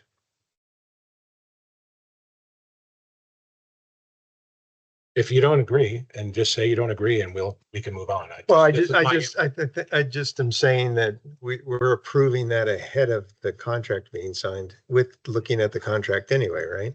Isn't that how it typically? Yes, the goes? contract has to we have to pick the vendor over 25,000, and we have to approve the contract. So I'm just saying we should be the ones that sign it. I would prefer that the town manager signed it if it's been approved already, personally.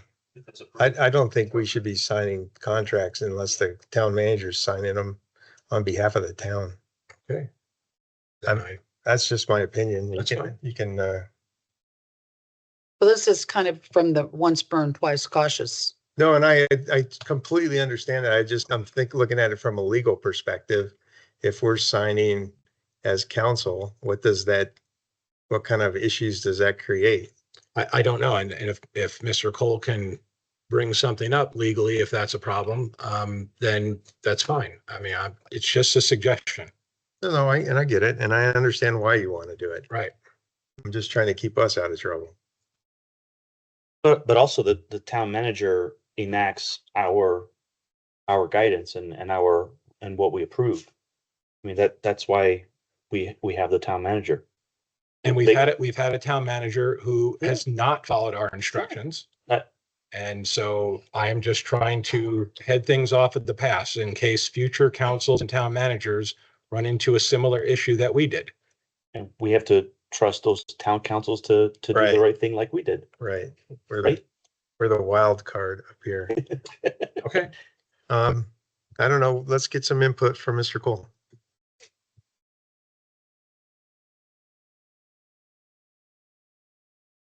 Is Mr. Cole still there? He's fishing. Oh, to be fishing. So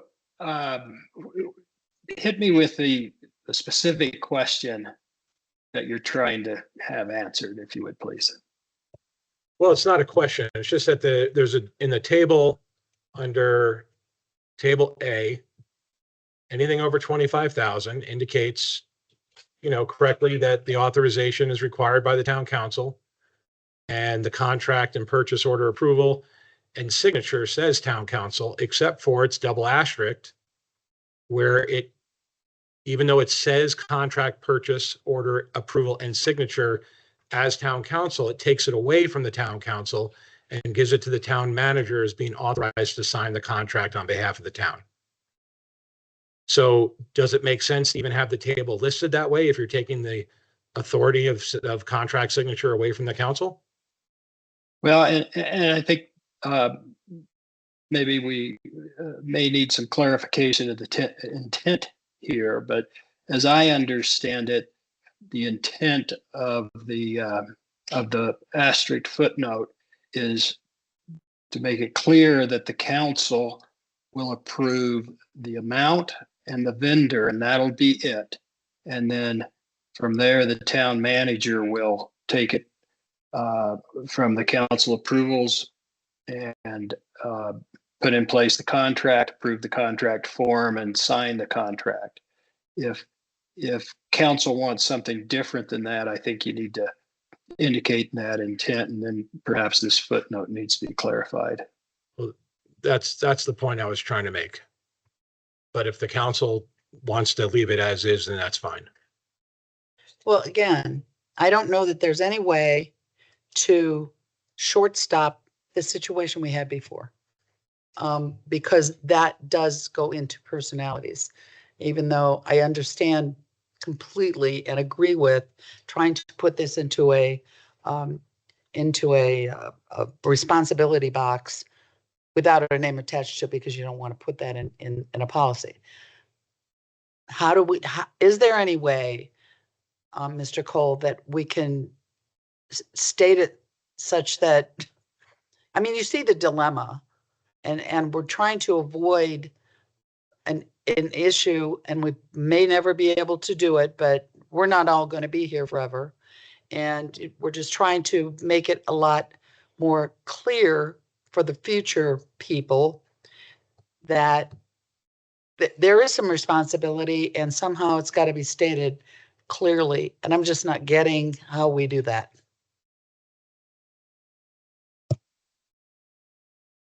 Well, I think, a couple of different ways you could approach it. As written, if you have a contract that comes before you that you have specific concerns with, or specific provisions that you want either in or not in the contract, at the time of approval, you could make that a condition of approving the expenditure amount and the vendor, and then leave it to the town manager to implement from there.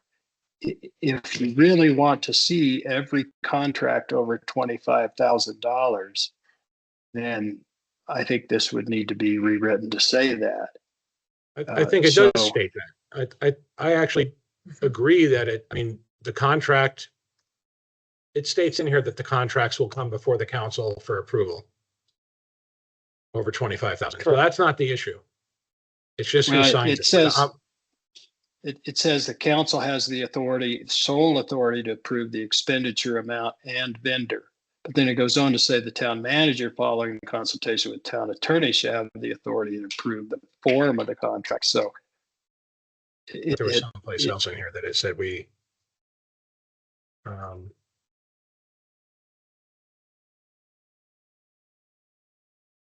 maybe not. I thought I read somewhere that council had authority over the contract. If I could bring up an example of how this has worked in the most recent future or past, it's way past my bedtime. We had the IGA with CDOT, and we had a whole bunch of comments from the council. But in theory, as for what's the word? Substantious. Substantial conditions. Yes, thank you. You mostly agreed to it, but you let Bob and I go back and forth with CDOT and ultimately sign that IGA. So that is a good example of you approved it, and with some minor changes that you allowed Bob and I to make, and then I went ahead and signed that. So I think the checks and balances are still there with the way this is written. Okay. Well, it is with the people that are here today. That's the point.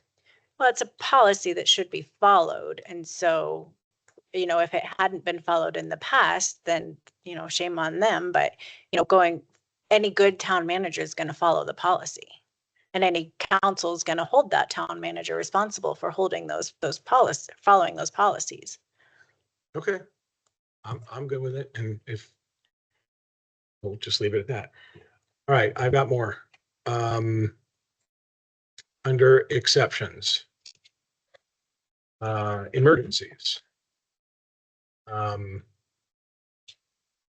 This is where the sentence rewrite. Not that I expect that we're having any emergencies, but I think the council should see quarterly reports on emergency spending for the purposes of trend analysis on where those emergencies are a concern.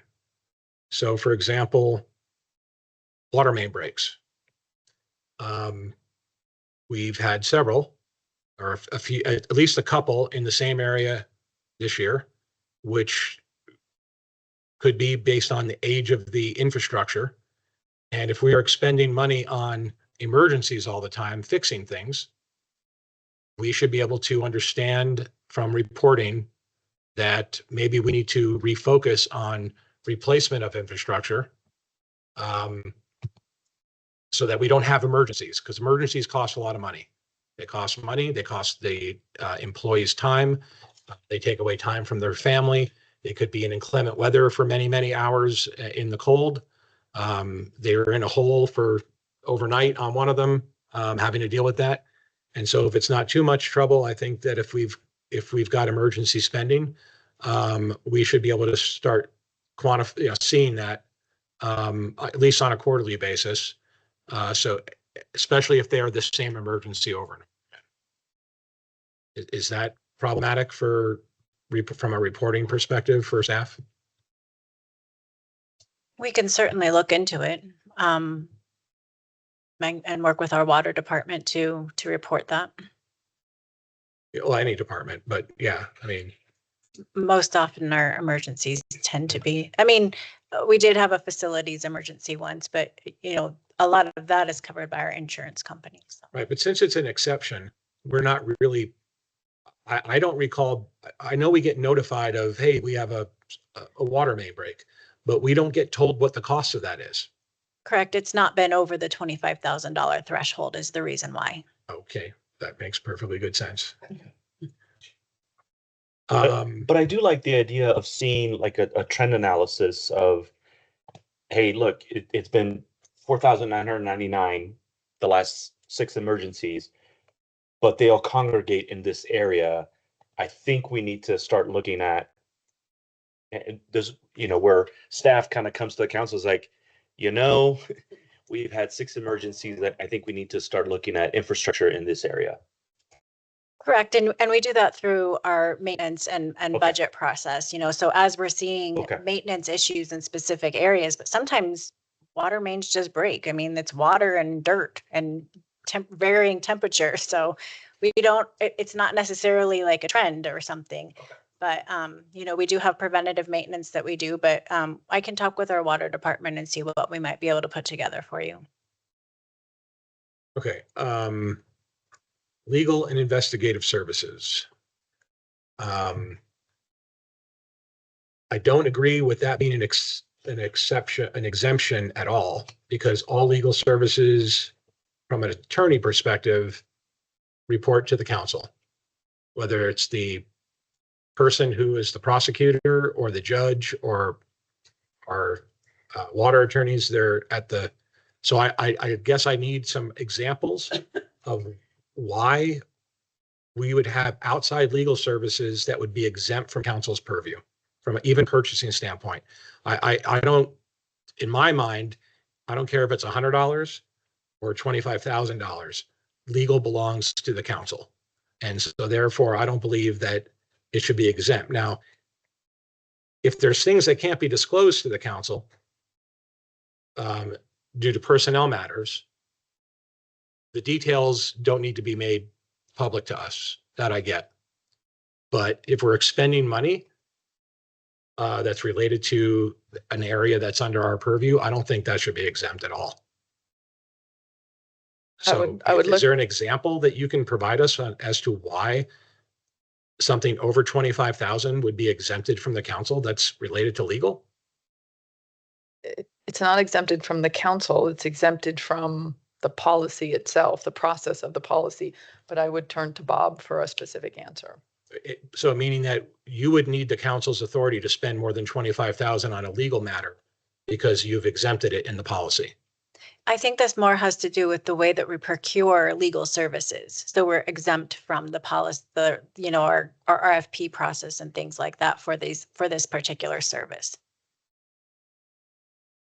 Yeah, Again, legal services are under the purview of the council in general. So how we hire our legal representation, whether it be water or general purposes, that does not get to be exempted.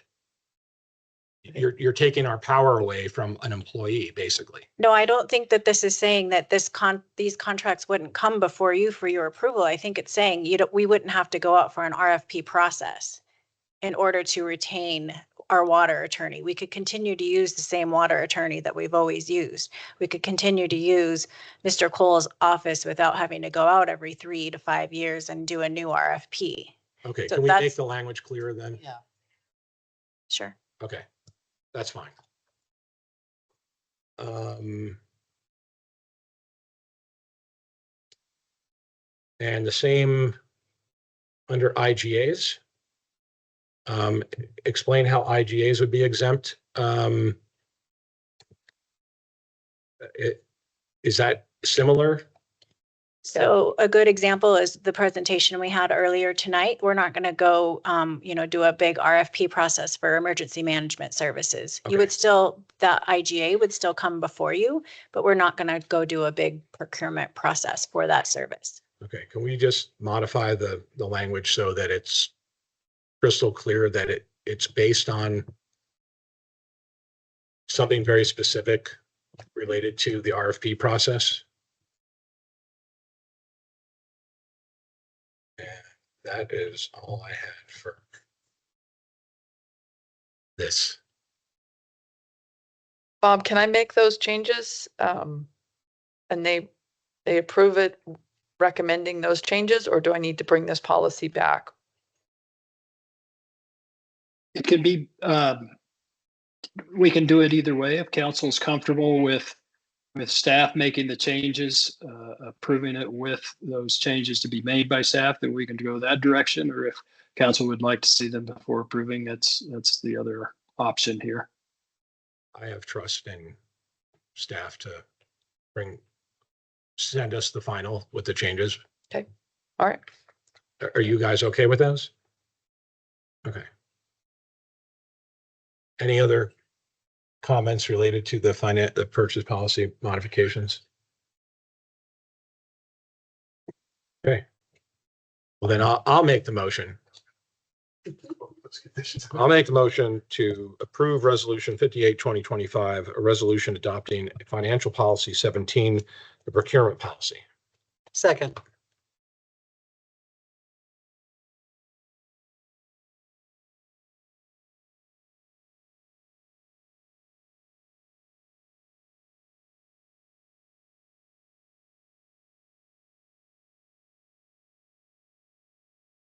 That motion passes 7-0. All right, next up, we have an appointment for Pikes. Thank you, Jennifer, for that. Thank you, Jennifer. Thank you. An appointment to the Pikes Peak Area Council of Governments Commission on Aging. Is there anybody there's no presentation, right? I mean, it's. The staff doesn't have that you have a presentation or would like to speak to this? There is no presentation. I will tell you that Erin put her name in. And I've worked with her because she works for Silver Key and she handles our local center. The application that you put in is pretty self-explanatory. She's eminently qualified and wants to be part of, and Monument has the ability to make the appointment, and I wholeheartedly support her. And this has been one of those spots at every PPACG meeting that says, we've got a vacancy. Yep. In Monument. Okay. Then She lives in Monument proper. She does. Cool. Are there, so I'm just trying to understand this. So, is there a requirement to maintain certification or proficiency or licensing for this? No, you volunteer and you're a warm body and you've got interest in, those are the requirements. Okay, but because what I'm driving at is if we're approving this or potentially it's coming to us for approval, and if there is an incident or accident, just say somebody gets injured for whatever reason. There's no liability on us. And all she does is attend meetings. Oh, Yeah. there's no, because I mean, I'm reading what she's doing right now. Right. I thought that was part of this whole. No, not at all. That's She's, just a resume. yeah, she's Yeah. be part of a commission. She's gonna be adding her, So it's solely commission. It's not doing, correct. okay, Yeah. okay, got it. Thank you. You bet. The ice, I don't see the applicant here to discuss anything with or to thank for putting her name in the hat. I do know, as sitting on the PPACG for the various commissions that are out there, there is a significant shortfall of volunteers to participate in the things that fall within the purview of PPACG. So it's pretty awesome that we've got somebody who's willing to step up. That seems overly qualified to sit on a commission. So with that in mind, just real quick, is there a list that we can put on our website of available, like open slots to represent we Monument? Well, yeah, and we actually should be naming the various commissions and boards that council sits on also on the website. So when I hear that there's an opening and Okay. it's in every PPACG packet, so Yeah. once a month, Yeah, I see the openings that are looking for yeah, spots. We could also put that somewhere that says, hey, Northern El Paso County. Would you like to Monument, volunteer? Yeah, we're looking for these kind of things. Okay. It's more Yeah. for input to these committees or Yeah, yeah. commissions than anything else. And yeah, But at some point, it could turn in, not this year and maybe not next year, but as it pertains to funding, when there was grant money, yeah, these commissions make recommendations on areas that need grant money. So for example, Jackson Creek Parkway, we received grant money. yeah.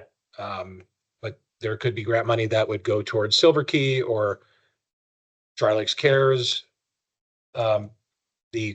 When the money pools in, PPACG's board and its subcommittees will make recommendations. Okay. and Monument is not as well represented as, we're more represented now than ever before. Thank you, Mayor. No, seriously, you were the one that kind of generated the interest and got us to where we are. And so the town of Monument isn't absent as much as it used to be Mhm. on those lists. So, and that, I think that's a good thing. Yeah. So is this a motion or just verbal approval? I think it's just a verbal approval. Yea, verily go conquer. Do we need a motion? I didn't see that there was any action that council had to take, so I'm sort of looking to Councilmember Chronic to let us know what we need to do. I didn't even know we needed to make an appointment, It so. would be a thumbs up kind of Okay. thing, authorizing her to represent the town in this capacity. Okay, Yea, verily make it so. Good with me. Yeah. Yep. Will you be notifying her we certainly can, yes. or I can, or I should have reminded her that there was a meeting today, but my bad. there will be this application and the appropriate letter like we do for all the other board appointments, Okay, right? Yeah, and that should come from you. okay, yep, I will do that. Thank you. All right, thank you. Thank you. Public comment. Public comments for items not on the agenda. Individuals attending in person may raise their hand to indicate their desire to comment. Individuals attending via Teams may raise their hand digitally to comment via connected devices. Please lower your hand when finished with your comments. Comments are limited to 3 minutes. Is there anybody here in town hall that would like to make a public comment?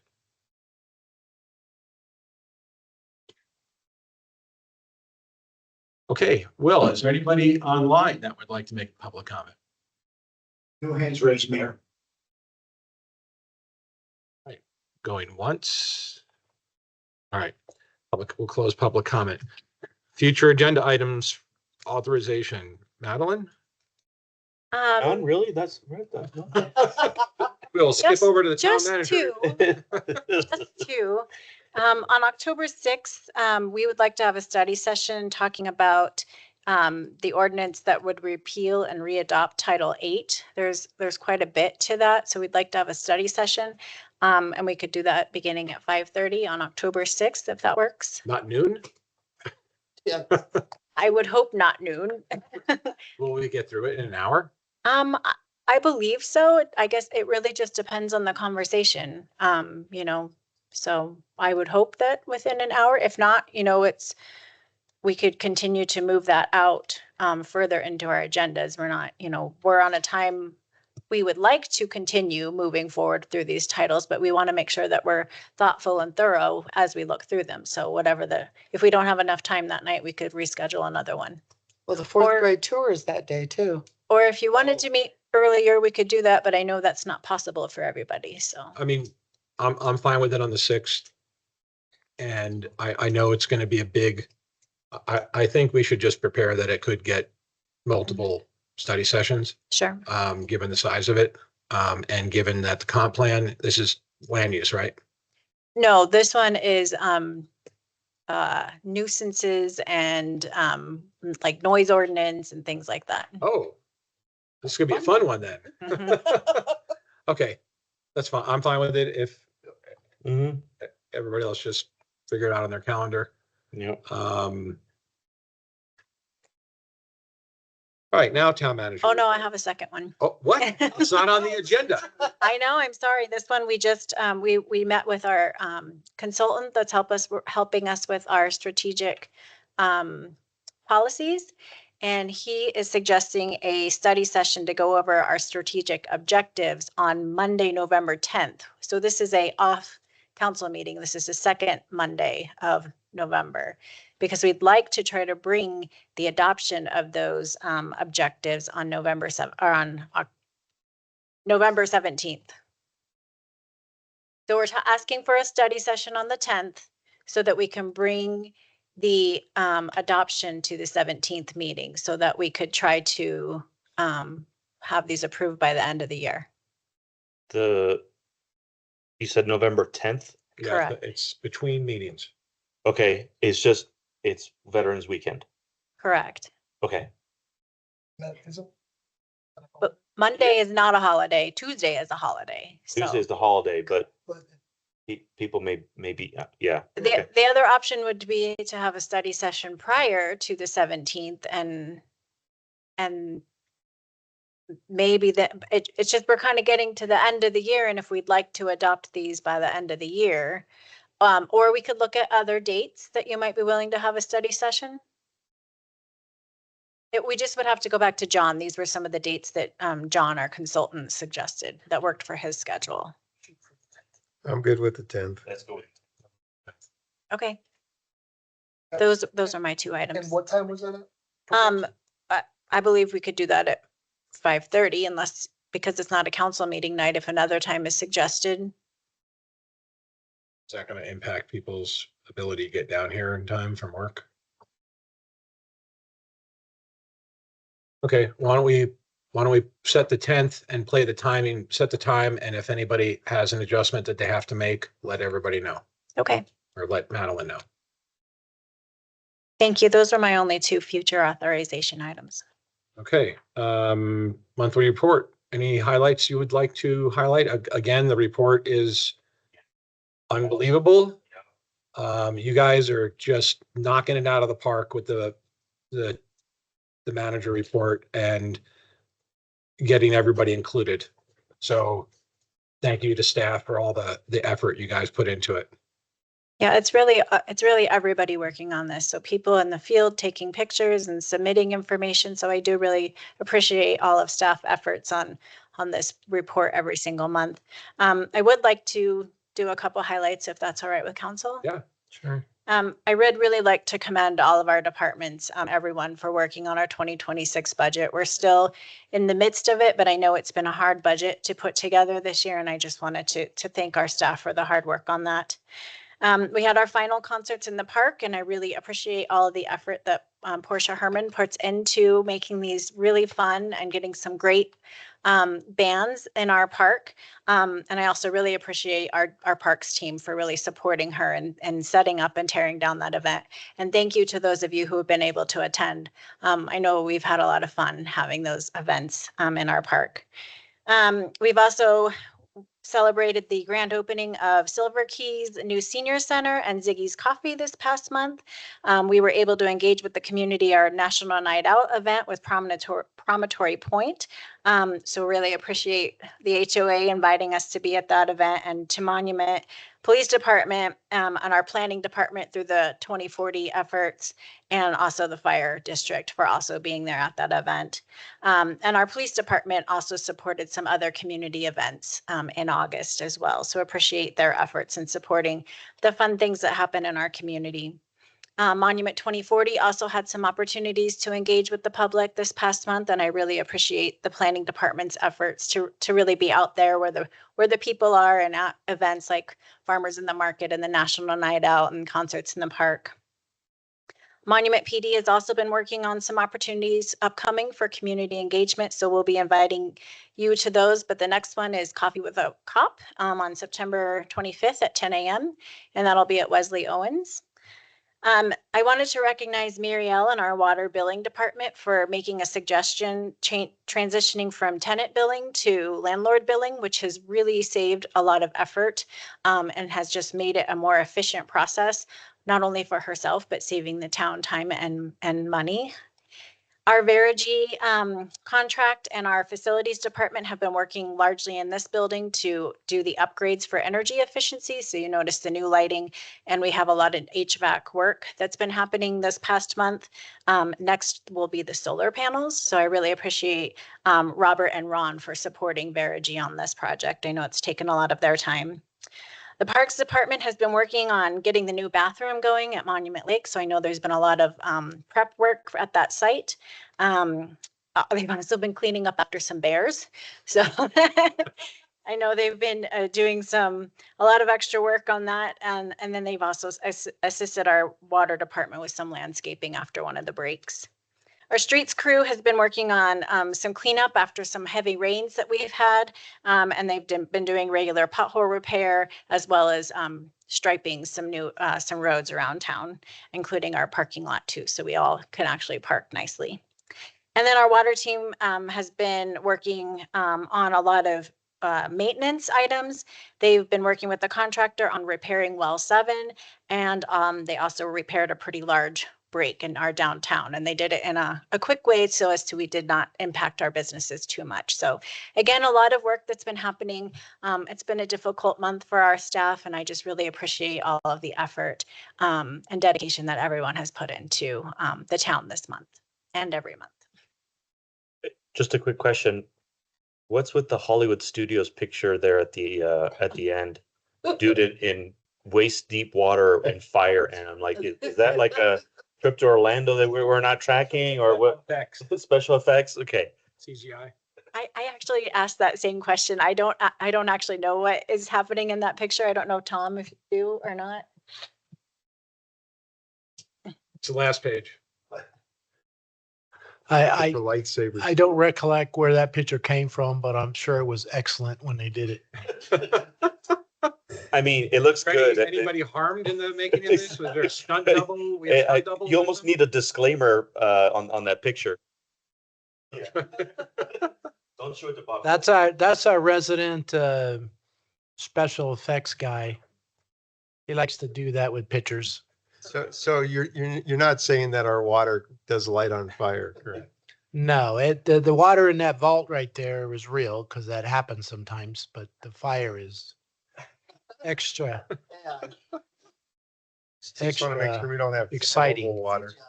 I would like to add, because you had a picture in here, and I wanted to invite council when they have the opportunity, since Walmart has requested us to appear from time to time.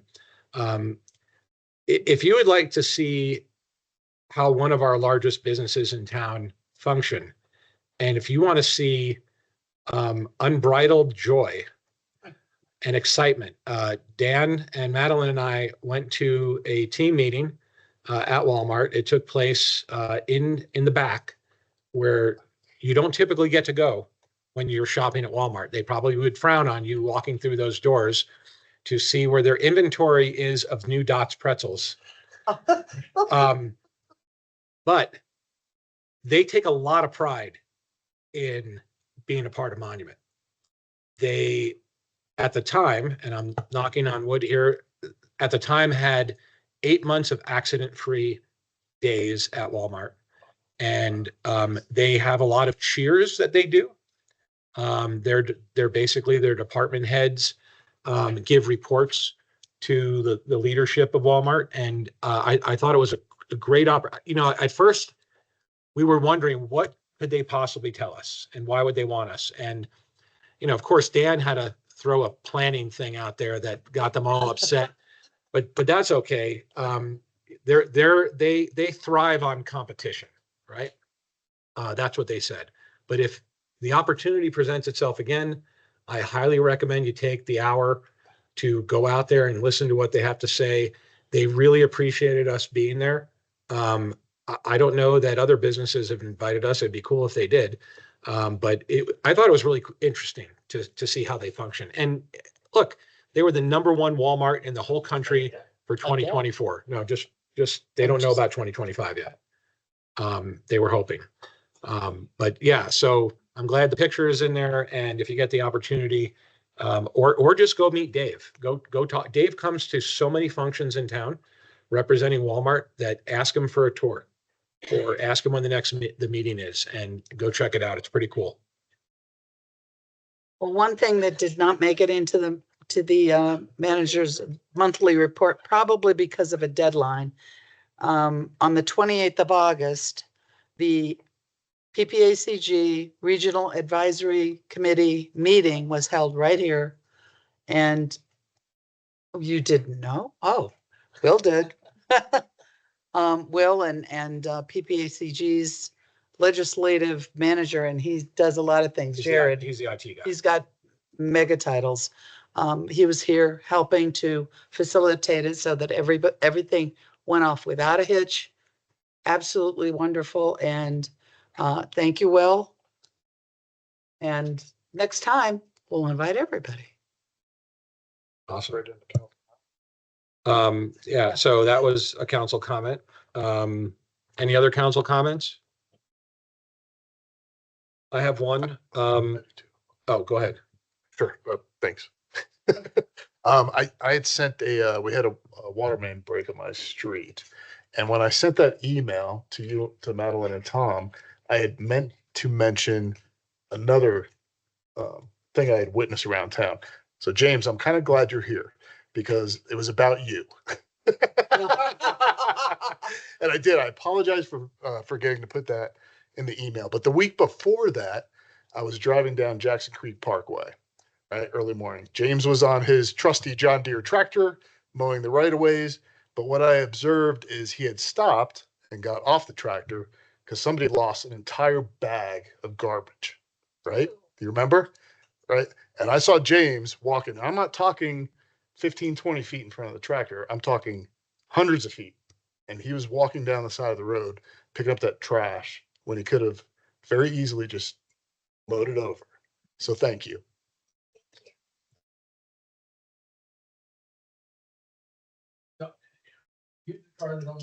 No.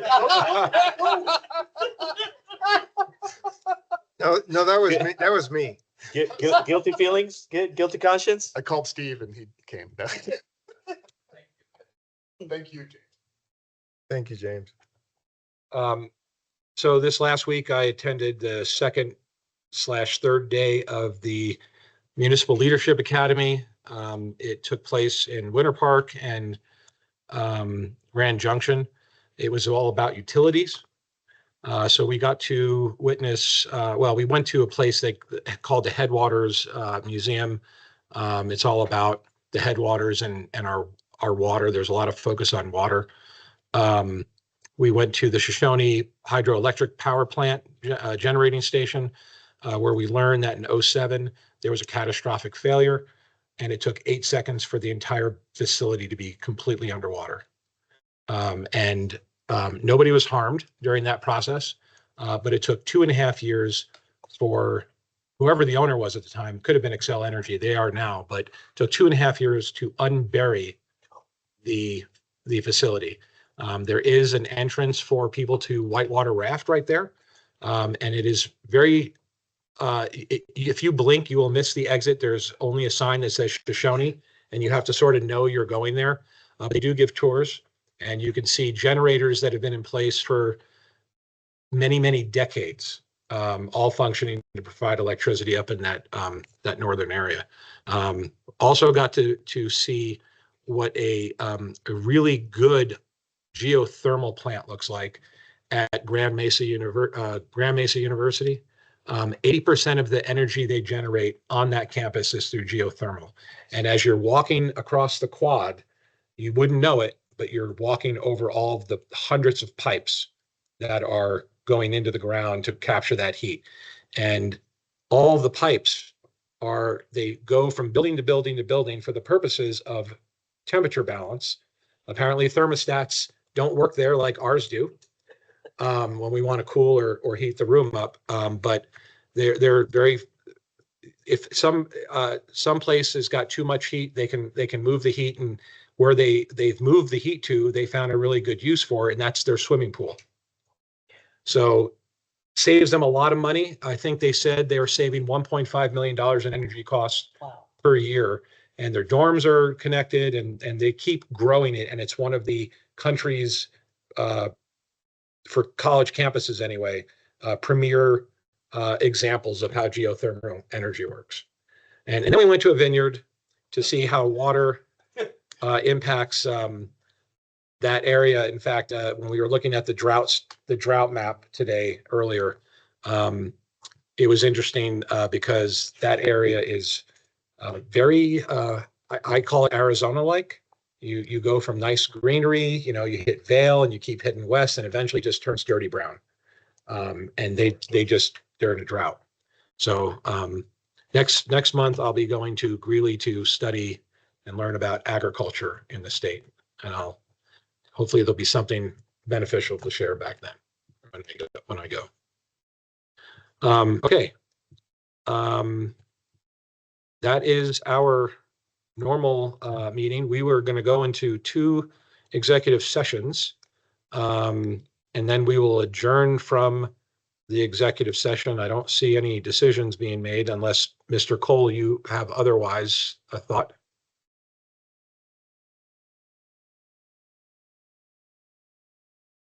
Mr. Mayor, I don't see a need for any action after these executive sessions. Okay, and someone want to make a motion to go into these executive sessions? All right, I'll make a motion to go to an executive session pursuant to 24 Tax 6 Tac 402 sub 4 sub ECRS to determine positions relative to matters that may be subject to negotiation, developing strategy for negotiations, and instructing negotiators regarding economic development incentives. And I move to go into executive session pursuant to 24 Tax 6 Tac 402 sub 4 sub B CRS for a conference with the town attorney for the purpose of receiving legal advice on specific legal questions regarding the Village Center Metropolitan District intergovernmental agreement, and adjourn following. We have a motion and a second.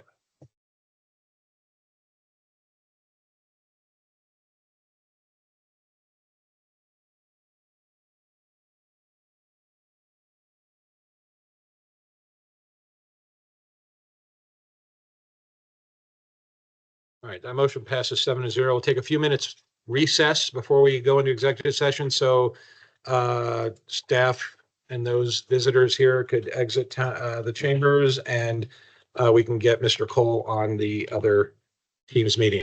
Thank you.